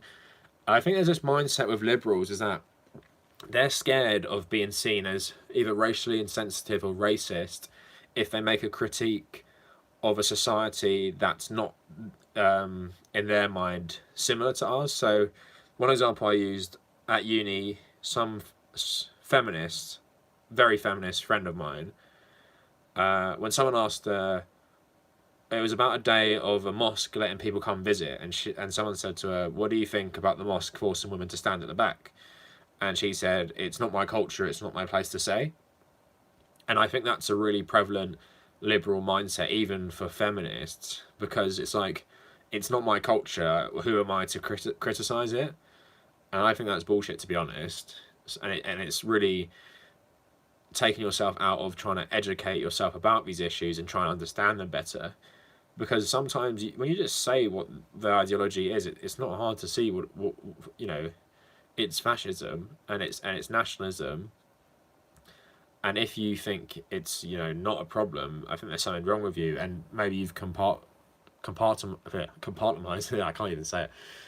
I've been so bad today. But yeah, if you've put it in a part of your brain, let's say, because I can't say that word right now, and you feel it's okay, and I don't know, it's just bad. Bubble Boy, yeah, thanks for the comments, Bubble Boy, appreciate it. Good conversation, have a good sleep. Thanks for joining the chat.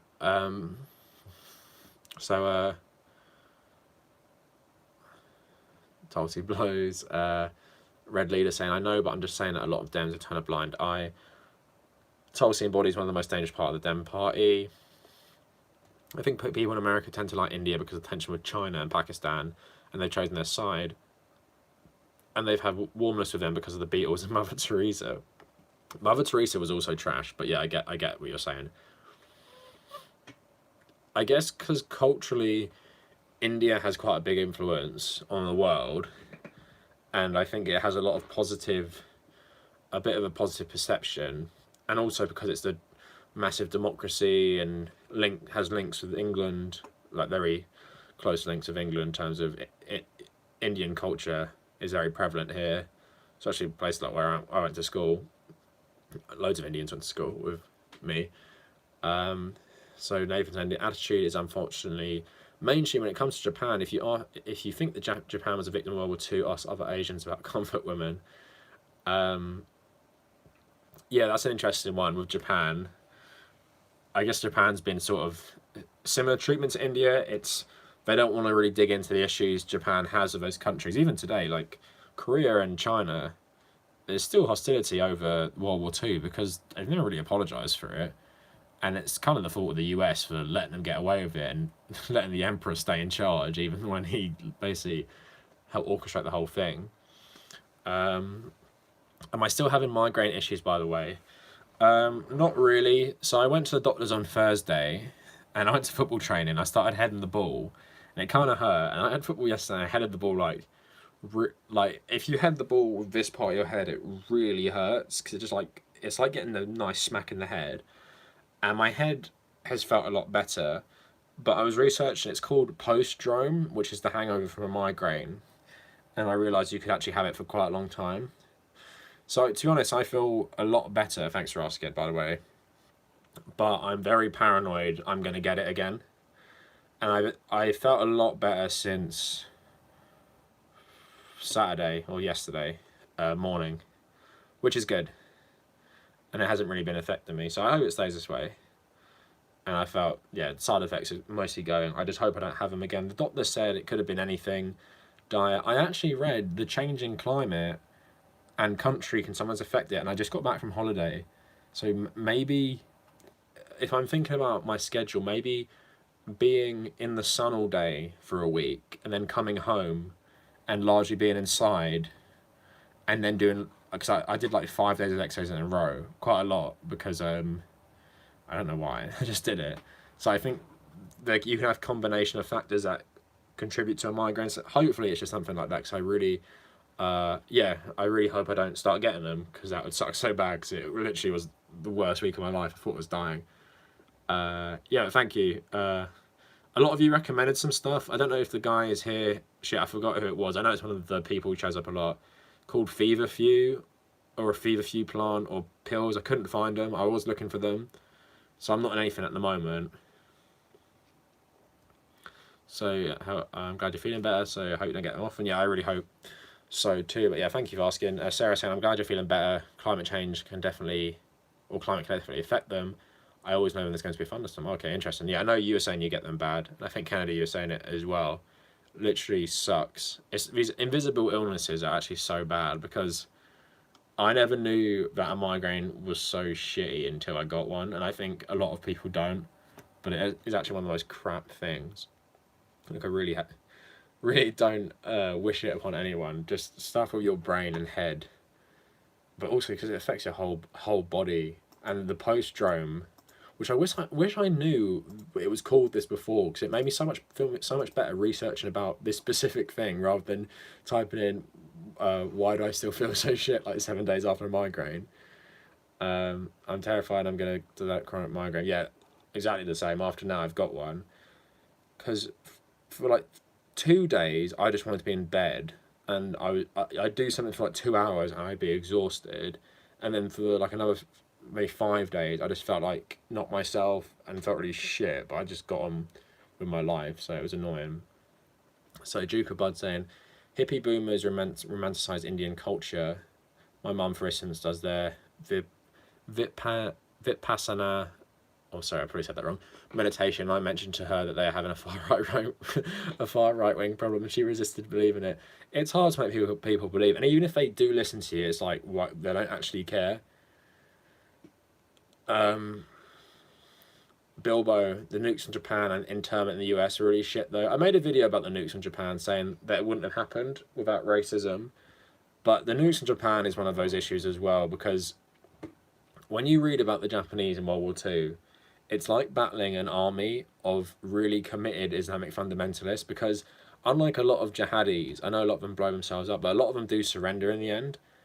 The Japanese just wouldn't surrender, and they had to, and just the stuff they did to civilians as well, and just the prisoners of war was so awful, so barbaric. And the fact that so here's a good example, in Okinawa, they'd brainwashed the civilians so bad that most of them killed themselves rather than be captured by the Americans and like escorted to safety, because the Japanese had told the Okinawans that Americans would eat them, because obviously if you live in an island your whole life, you never seen a white person, and these Japanese people who occupy your island saying, yeah, when the white people get here they're going to eat you, and they brainwash you so much of you probably will believe it. And then and I watched videos of them training the civilians like children to fight, because they were getting ready for the American invasion. So I think they would have fought most of them would have fought the Americans, and it would have just been such a bloodbath. So yeah, it's one of those issues, like, of course it was racially motivated in a way, because the way they dehumanized the Japanese and Japanese culture, and I don't think they would have nuked Germany, if I'm honest, because of the cultural links between Germany and America. But also, yeah, the Japanese were absolutely batshit, and they're basically religious fundamentalists, but at such a committed version of that, in the fact that they just wouldn't surrender. It's like, imagine if every ISIS fighter was like the 9/11 hijackers, just so committed. It'd just be so hard to defeat them, and it's hard enough when they're like that. Yeah, Kennedy, well, aren't the Koch brothers linked to the Nazis, like their parents or something? Also, yeah, lots of links between the Nazis and America. That's another video I made about how it inspired them. But yeah, totally right. But it's an interesting thing to debate about. I do like to listen to all the arguments, because I do agree, especially when you listen to that. There's this woman who's a survivor who talks about being, it's obviously affected the whole culture so bad. Like, if any of you played Metal Gear Solid, Hideo Kojima, the whole basically series is about being anti-nuclear weapons, because what a Metal Gear is a portable or a mech that can shoot a nuke. But the whole series, the whole theme of the whole series is anti-nuclear weapons, basically. I don't know if Trump's bank was, but I know Trump's dad was racist. I don't know if he was a Nazi, though. Koch made all his money refining oil for the Nazis and the Soviets. Sympathetic to Nazis for his whole life, I think. Okay. Nice. Why are these people always linked to the Nazis? I'm following a guy on Snapchat named Connor Kavanagh on Instagram. He said he lives in Weston-super-Mare. Connor Kavanagh's not my Snapchat name, and I don't live in Weston-super-Mare. And I never use Snapchat. I don't remember the last time I posted a story. I think it's dumb that Snapchat didn't. I don't really know, because my sister and her generation use Snapchat a lot. But for me, Instagram stories just completely replaced Snapchat. Like, I never use Snapchat anymore. But Facebook offered to buy Snapchat, And then when they said no, they're just like, fuck it, we'll make our own Snapchat and attach it to Instagram. It's really smart, actually. Ford was a Nazi too. Yeah, he was like super unapologetic though. He was like fanatical Nazi. Nathan saying, I agree that the bombs were bad and unnecessary, but I would argue that the Japanese are just as bad as the Nazis. I mean, do you think mass rape and bayoneting babies is worse than the Holocaust? Yeah, I get what you're saying. The Japanese were just super brutal. I think the Nazis were like really evil. The thing with the Japanese, they are, to me, they're like an extreme version of a colonial power. For example, you know, what Belgium did to the Congo, what Britain have done to various countries. I just see Japan as an extension of that mindset rather, and obviously there's some racial supremacy, weird is it Zen Buddhism mixed with some other crap. But the Nazis is literally crazy evil ideology which would have, like, if you watch Man in the High Castle, which is why I like it so much, it has America, one side is controlled by Japan, one side is controlled by the Nazis. Obviously you don't want to live in both, but you see the differences in what I guess Imperial Japan believes and what the Nazis believes, and it is apparent what is worse. For example, why the Japanese think they're racially superior, they're not all about literally killing everyone who doesn't look like them, whereas in the Nazi segment, everyone is pure white and they will kill anyone who's not. I think that's the difference. It's crazy, crazy evil, but I get what you're saying. Both are pretty fucked up. Michael, thanks for joining. I'm probably going to end soon-ish, next 10 minutes, but yeah, I appreciate you tuning in. Hi everyone, Jose. Hi everyone, says Jose. Thanks for joining, Jose. Appreciate you tuning in as well. Red Leader saying, what's really depressing is that a decent number of powerful people in Japan who didn't want war, Yamatomo being one of them, the army essentially took over. Well, it was brewing for ages. The Japanese were just the Meiji Restoration in the 1860s. They're like, we got to become an imperial power. Let's model our country after Prussia. And then obviously they went from strength to strength. They beat the Chinese in 1895, took parts of China, like Taiwan. Then they beat the Russians in 1905. Then they helped the Allies in World War One. They beat the Germans in China. And then they just kept going and going, trying to become this colonial power. So,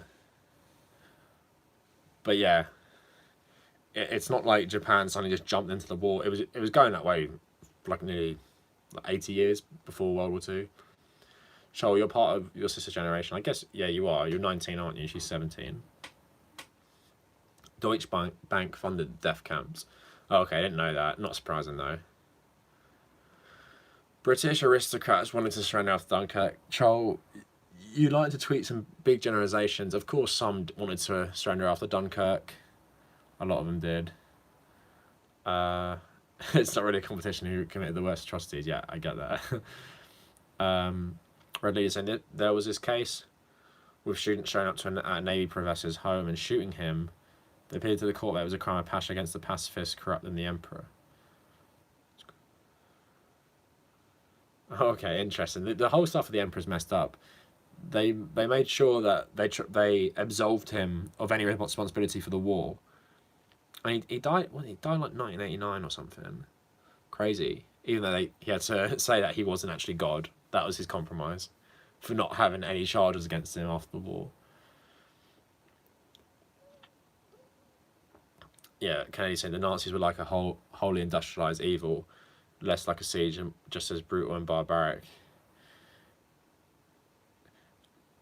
I guess the thing that's is even more disturbing about the Nazis is that it's so impersonal as well, just like butchering people like you're butchering like cattle. That's what's so disturbing about it all, that humans could do this in like a factory setting, just millions and millions of people, like socialists, gypsies, Jews, and just getting people to work these death factories is just super disturbing. Like, the Japanese stuff is crap, but it's not as disturbing in terms of there's more of a historical precedent for that stuff. Like, Mongols, if you didn't surrender to the Mongols, they'd literally kill every single person in your town or your fortress.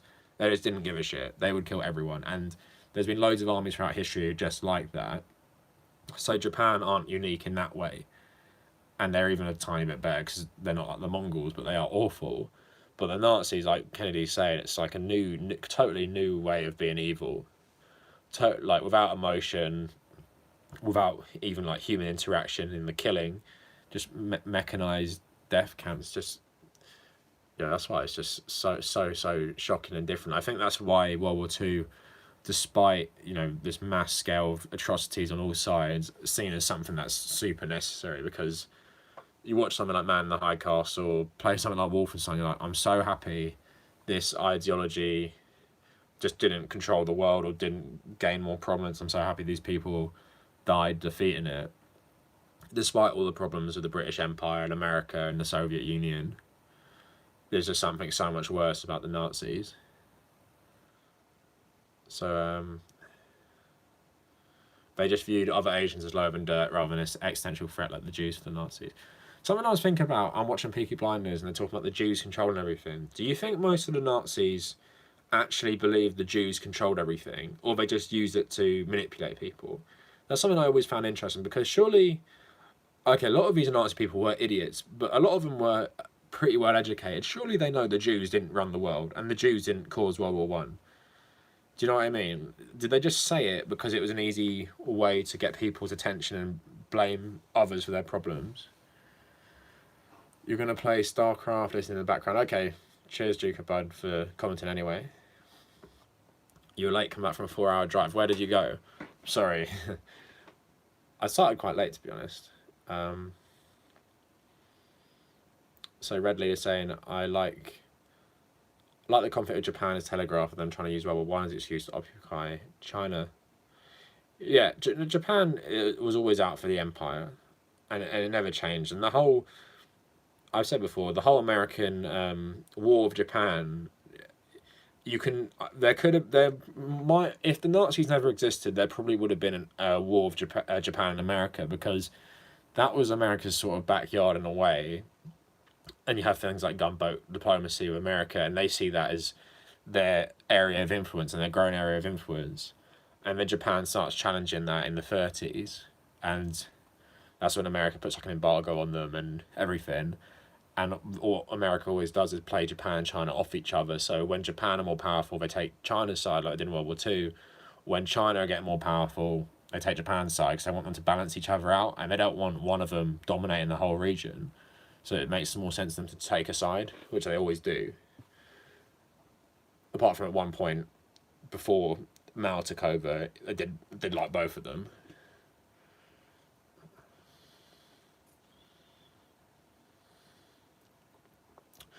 Nicholas asking, what public media in the UK do I listen to or read? That's a good question. I'm not really big on it anymore. I used to listen to some good BBC podcasts. They have one called Witness, which it commemorates the anniversary of a historical event with interviews of people who were there. So there was a good one about, what was it about? Oh, there was a good one about the Bay of Pigs, but they interviewed a farmer who captured some of the Cuban exiles who tried to reinvade Cuba, and it was talking to him about how he felt to the exiles, what he felt about Castro and everything. It's super interesting, and they have lots of stuff like that. They take like a historical event and they ask loads of questions. So yeah, that's it. I really recommend that BBC Witness. 10-minute little episodes of different historical events. Then they had one about World War One 2 years ago, but it was about how America views World War One because it's so different. And it had, we're talking to an American soldier, but the interview was done in the 60s, but obviously I'd never heard it before. So it's super, that if I recommend one thing from England, that is one super good thing. But Bilbo was asking me, what do I think of Novara Media? I like Ash, and I follow her on Twitter. I don't actually watch the channel, though. Mainly what I do in my spare time, if I'm watching or listening to something, I either listen to Easy Allies, which is the gaming thing, Jim Sterling, which is gaming, Young Turks on occasion, not as much as I used to. Because these days, normally, I'm either writing something or making a video, and if I'm not doing that, I'm either exercising, and then if I have a bit more spare time, I'm playing video games, so I don't really have as much time as and if I'm playing a video game that's story driven, I'm not watching something at the same time. So that's why I don't anymore watch as much YouTube as I used to.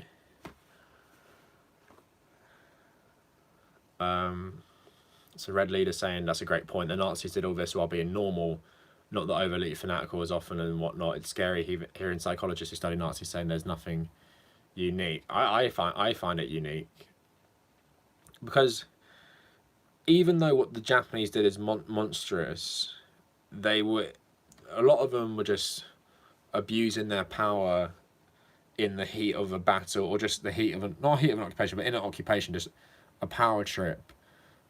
But there is a lot of emotion that goes into that in terms of the way you view the people you're occupying. But in terms of just like mechanized slaughter, is just a different kind of mindset, isn't it? Like it's taking it to another step where you view humans as no better than like bugs essentially, and you feel no emotion towards literally overseeing millions of them being gassed and then burnt. I don't know. I'd be interested to know if any Nazis who were death camp guards who maybe weren't charged at Nuremberg or executed, if any of them had real bad psychological problems, or were they so brainwashed? Do you know what I mean? That it would be an interesting study, or if they were so brainwashed they never ever had remorse, because as you know, like a lot of Nazis were never forced to like go under intense re-education in terms of how do you re-educate a population of what, let's say like 30 million people or whatever, and a lot of them would have been fanatical Nazis that maybe wouldn't have done anything that you could charge them with, and a lot of them probably would have been Nazis until they died. So it'd be interesting to see if there's any, but obviously PTSD wasn't even a diagnosed term back then, so you know, but interesting still. Yeah, Nathan saying the same for the Japanese army. Regular soldiers would do things like decapitate POWs in contests, and it was seen as completely normal. Yeah, it is all awful shit. I'm just, I guess, just the mechanization and the detachment from even doing, like, I know they did kill people in the death camps themselves to start with, but then they changed the method, didn't they, to make it gas. So it's like just another level of detachment. But yeah, all evil, awful shit, and it just shows what humans will do when they get this power. Jose, you came back from Disneyland. Oh, nice. Shitty September, needed a break with a special one for a weekend. Oh, God, it was good. Did you go to the Star Wars land? That looks really cool. So Red Leader saying, I think Jewish Bolshevism became such an easy shorthand that people didn't really think that the Jews ran everything. They still believe that the movement did. So Jew became anything they hate. It's sort of like cultural Marxist, isn't it? Brian saying, I can't wait for global warming to end this failure of species. Congratulations, white working class, you fucked everything. Replace that with capitalists, but a lot of them are white people as well who destroyed this country. Sam Cedar interviewed Billy Bragg last week. It was dope. Oh, nice. What did they talk about? Sam Harris and Jordan Peterson have a huge beef over religion. Yeah, I'm not surprised. What do I think of Ash Ketchum finally winning the Pokemon League? I'm just happy for him. It's sad when he loses it in the first season. Redley is saying, Friara's most recent vid went over that briefly of concentration camp guards. I think he said they exhibited no PTSD. Oh, nice. Well, not nice, but I mean, nice. That's the information I was sort of looking for. I need to look to a source in particular to see. I'd be interested to, because obviously if you were a death camp guard, you're not going to go around, especially if you're, well, no matter what country you're in, East or West Germany, you're not going to go around saying to psychologists who aren't really in a lot of, you know, it seems there's a lot of way more stigma back then. It's not like you're going to go around looking for a psychologist to talk about being in the part of the Holocaust.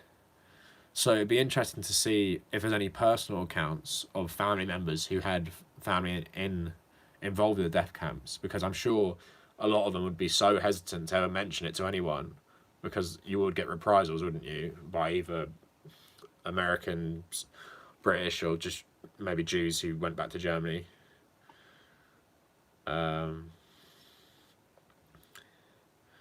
Brutality and conquest are not alarming to us because we're used to it, but we're not used to the industrialization of genocide. Yeah. Yeah, I get what you're saying. Because genocide's nothing new. War's nothing new.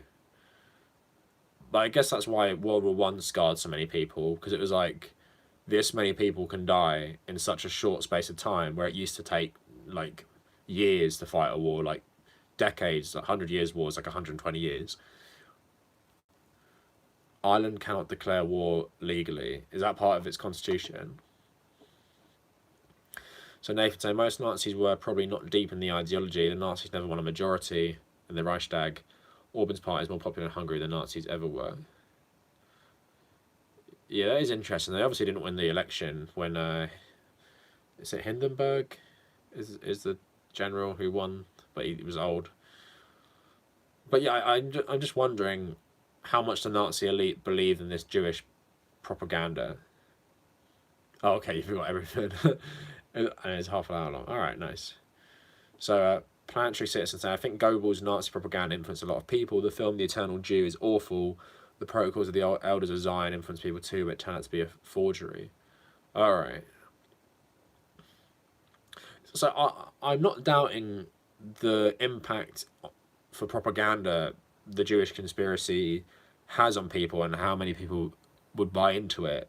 Like we see in America, Trump blaming migrants everyone's problems, or we see anyway that does that. That's easy enough to understand, but I'm just wondering if the top people in the party actually believe this. Because Hitler obviously believed it, but I mean the people who jumped in bed with Hitler, because Hitler wrote a whole book about it. You can see his beliefs for what they are.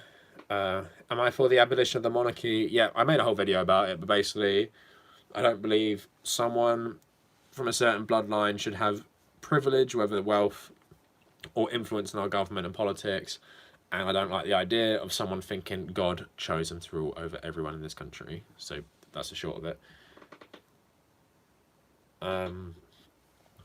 So it's in the Irish Constitution.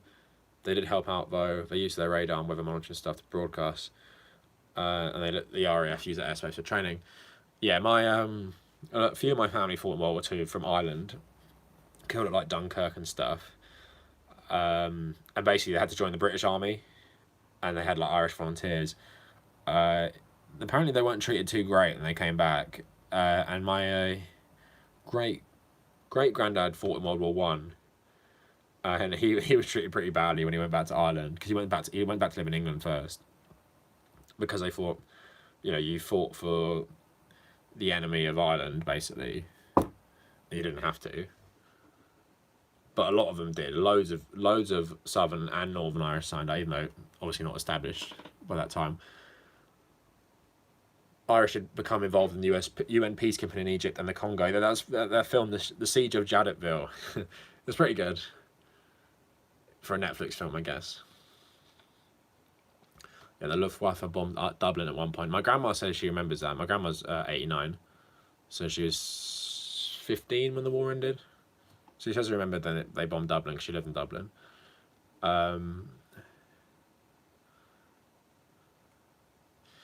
Yeah, you doubt that elites believe it. Well, apparently, obviously, the Nazis killed loads of disabled people. Apparently, Goebbels had some sort of deformity.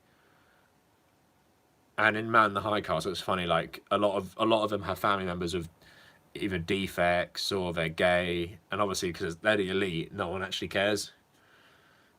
It's like in all these societies, like gay musicians like Freddie Mercury, Elton John, obviously treated way better by the public than a general gay person in their time, like the 70s and 80s. Same with black people like O.J. Simpson, Muhammad Ali. They're treated differently to the general black people, because when you get to a certain point, people stop caring, or they think you're not like the others. You're just like me. I made a video about like how racism. People don't understand. They're like, you're not like the others. You're like me, so you're fine. You're not like the rest of your race or whatever. Connor Kavanagh, but in Gaelic. Do I think AOC will endorse Bernie? I got a really bad feeling that she won't, or she just won't endorse anyone. I hope she does though, because he paved the way for people like her.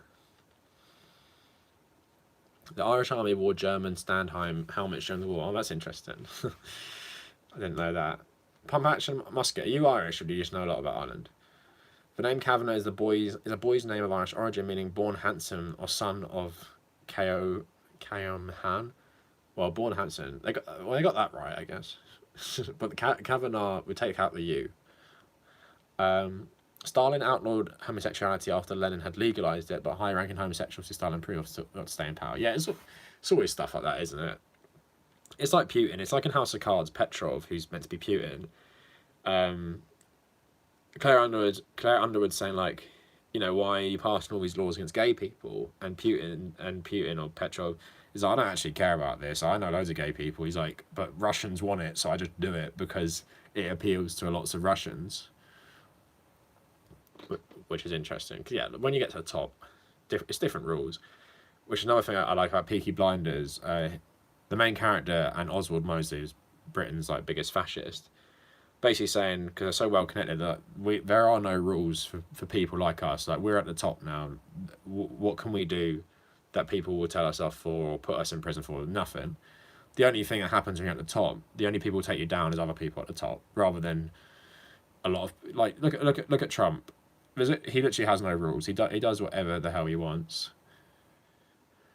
So Duke of Bud and Kennedy, you both think she'll endorse him? I don't know. Michael Brooks and Destiny just got into it on Twitter. What are they talking about? I think Ilhan Omar is a better bet for endorsing Bernie. You're an American, but also a really big history buff. Okay, nice. All right, who's fucking with my Cav? Don't worry, Chrissy. We spoke about it at the start. Just those stupid YouTubers. But thanks for joining. All my thoughts on the Hong Kong protests. Obviously, what's happening there is fucked. But one day China are just going to control it again, which sucks. Same with Taiwan, I think. But at least Taiwan can put up more of a fight because they have their own military. But yeah, I super respect the protesters though. Like, wouldn't it be great if we could all mobilise that quickly into a mass demonstration? It wasn't like 3 million people out of a population of 7 million. I can't imagine Ireland's got a similar. No, or was it? Sorry, 7 million. Is that too much? That sounds a bit too much. Let me check. Or maybe was it 1 million out of 3 million? I think I might be saying this wrong.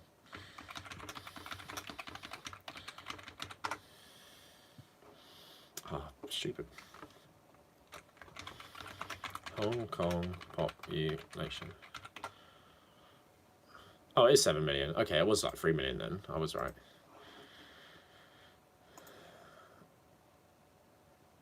Duke of Bud, you haven't though, because there's a new season out. It just finished tonight. Season 5. Or in England it finished tonight. It's about fascism this season, it's good. John saying, cheaters never prosper, good always triumphs over evil, the winners write the history books, they often burn the old history books. Yeah, that's the line you're fed. They're arguing about rent control. Of course, Destiny has a big boy brain take about rent control. Yeah, he walked with a limp. Yeah, just there is no rules, even for the people who make the rules. They don't follow them. It's always been like that. But yeah, it's frustrating in general. Alright, how long have we been doing this? Hour and 10. Okay, then I think I end it here. Been going for like 2 hours. Quite late. But yeah, thank you everyone for joining. In terms of this week and new videos, I'll probably make one about that Corbyn poll in the Evening Standard. I think I'm going to do one about Tulsi and Modi finally. I've been waiting for this for ages. I should have done it sooner. But we'll see, because it should be a good video. In terms of anything else, no updates. Maybe check out some of the videos I posted this week about, I don't even remember what I did. The Surfs one, the Ben Shapiro one, and the PewDiePie one, but you probably will watch those ones, some of you. So yeah, good night, Kennedy, Nick, Sarah, Bilbo. Red Leader saying, I'd always love to tell Conservatives who say winners write the history books, and why is Vietnam mentioned on history books? Yeah, well, they try and spin Vietnam, don't they? But yeah, good night, everyone. Thank you for joining. Hopefully, join me again next week. We'll do this all again. It's been good. And yeah, everyone, have a good week.